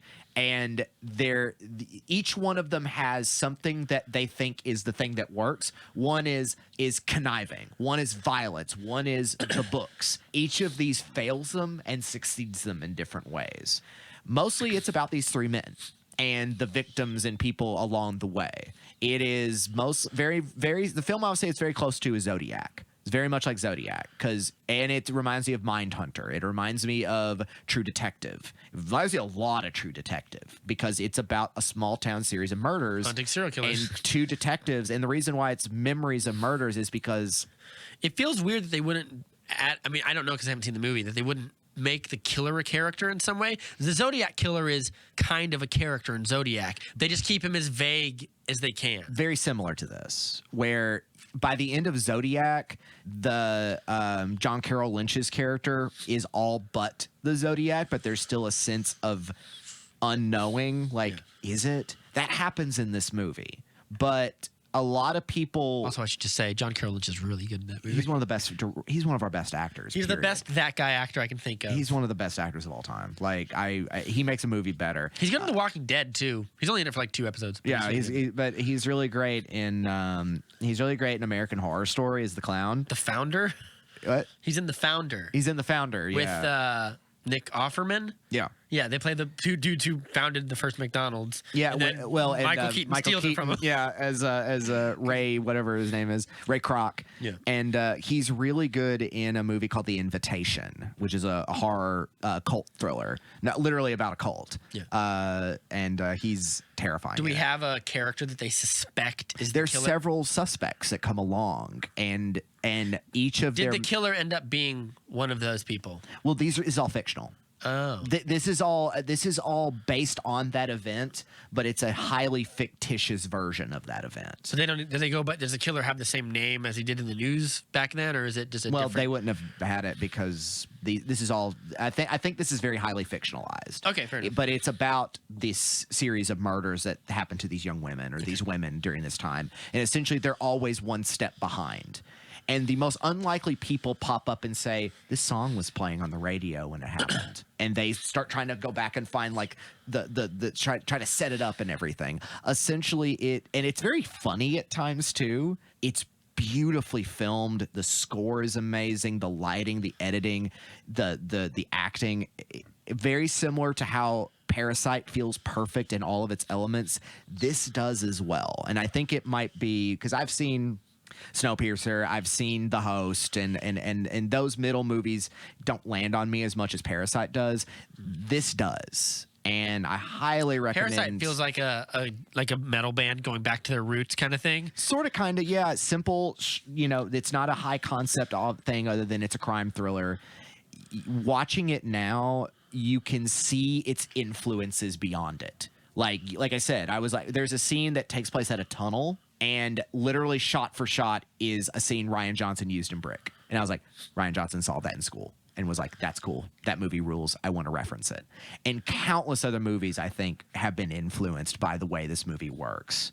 and You recommend it. I can't recommend it enough. It's quite long. It feels like a good 3 hours, and it feels its length at times, but you're never not once engaged as these men drive themselves nuts trying to solve the unsolvable mystery. We like we like jaded cops hunting down serial killers. Yeah, it's one of our That's favorite. what The Little Things was about. And Yeah. even though I felt like I've seen this before, I'm still engaged by that for some reason, and I don't know why. This for something where it's like, oh, it's kind of like if one was to go back to Arrested Development, the TV show, and then see all the influences on comedy television that sprung from it. You can see the influence of modern film crime drama that stems not just from David Fincher's Seven, but from Bong Joon-ho's Memories of Murder. I think that both those films are integral, whatever, you know what I'm Integral. talking- yeah, integral Yeah. in that, because it's got that same vibe. It's very green. The lighting is very particular. It's very rural. It's very dirty, but it's not very violent, but it is still grotesque. Yeah. Like a lot of Seven's violence, it's implied. Yes. But you see the aftermath of it or something, and it's like, ooh. Can't recommend it enough. It's just a great movie to watch. It's perfect, and its ending is like, people say that its ending is one of the most amazing film endings of all time, because Without giving anything away, it's based off a killer in real life that eventually gave himself up or was caught or whatever. yeah, years after it. So do we get an answer to who it is in the movie, or is it ultimately ineffectual? I want people to see it, but I think that now time has passed enough. The last character in the film just looks to the camera as the credits roll. And there's some people who believe that it's Bong Joon-ho looking into the audience saying, it's one of you. It has to be one of you, and you're still out there. Not like the audience is the murderer, but like literally the murderer is out there and he's probably watching this movie. God damn it. And there's, I don't know if there's any confirmation of that, but it is such a moving and intense finale, because it's essentially you return to the beginning of the movie years after the event of the film, and the character that's there is just kind of going over things, and then he just sort of looks into the camera. Like, what did I forget? Yeah, or like he realizes something, but we don't know what it is, and you're just left with that, and it's so smart. I love a cold ending. Yeah, it's a very cold ending, because literally that was the life. It's now they recently restored it, put it back on digital. It's on Amazon, and it's about to be released by the good folks at the Criterion Collection. Is it going to be put on Blu-ray soon? Blu-ray and DVD through Criterion. Yes, I'm going to pick it up. Well, this has been an episode of the Movie Date with Rob and Matt, a podcast for people who like movies. We're running late. We're doing a late but night. don't want to be too smug about it. You can find us on YouTube and Facebook and Podbean, yes, Podbean app, iTunes. A bit. And we should have some more episodes coming out by the time you're listening to this. And if we didn't release any. That's weird. I don't know why we would do that, but I'm pretty sure we did. So you're a liar. We'll get some things going out soon. I've been Matt. I've been Rob. Take care. Take very good care of yourselves. Bye-bye.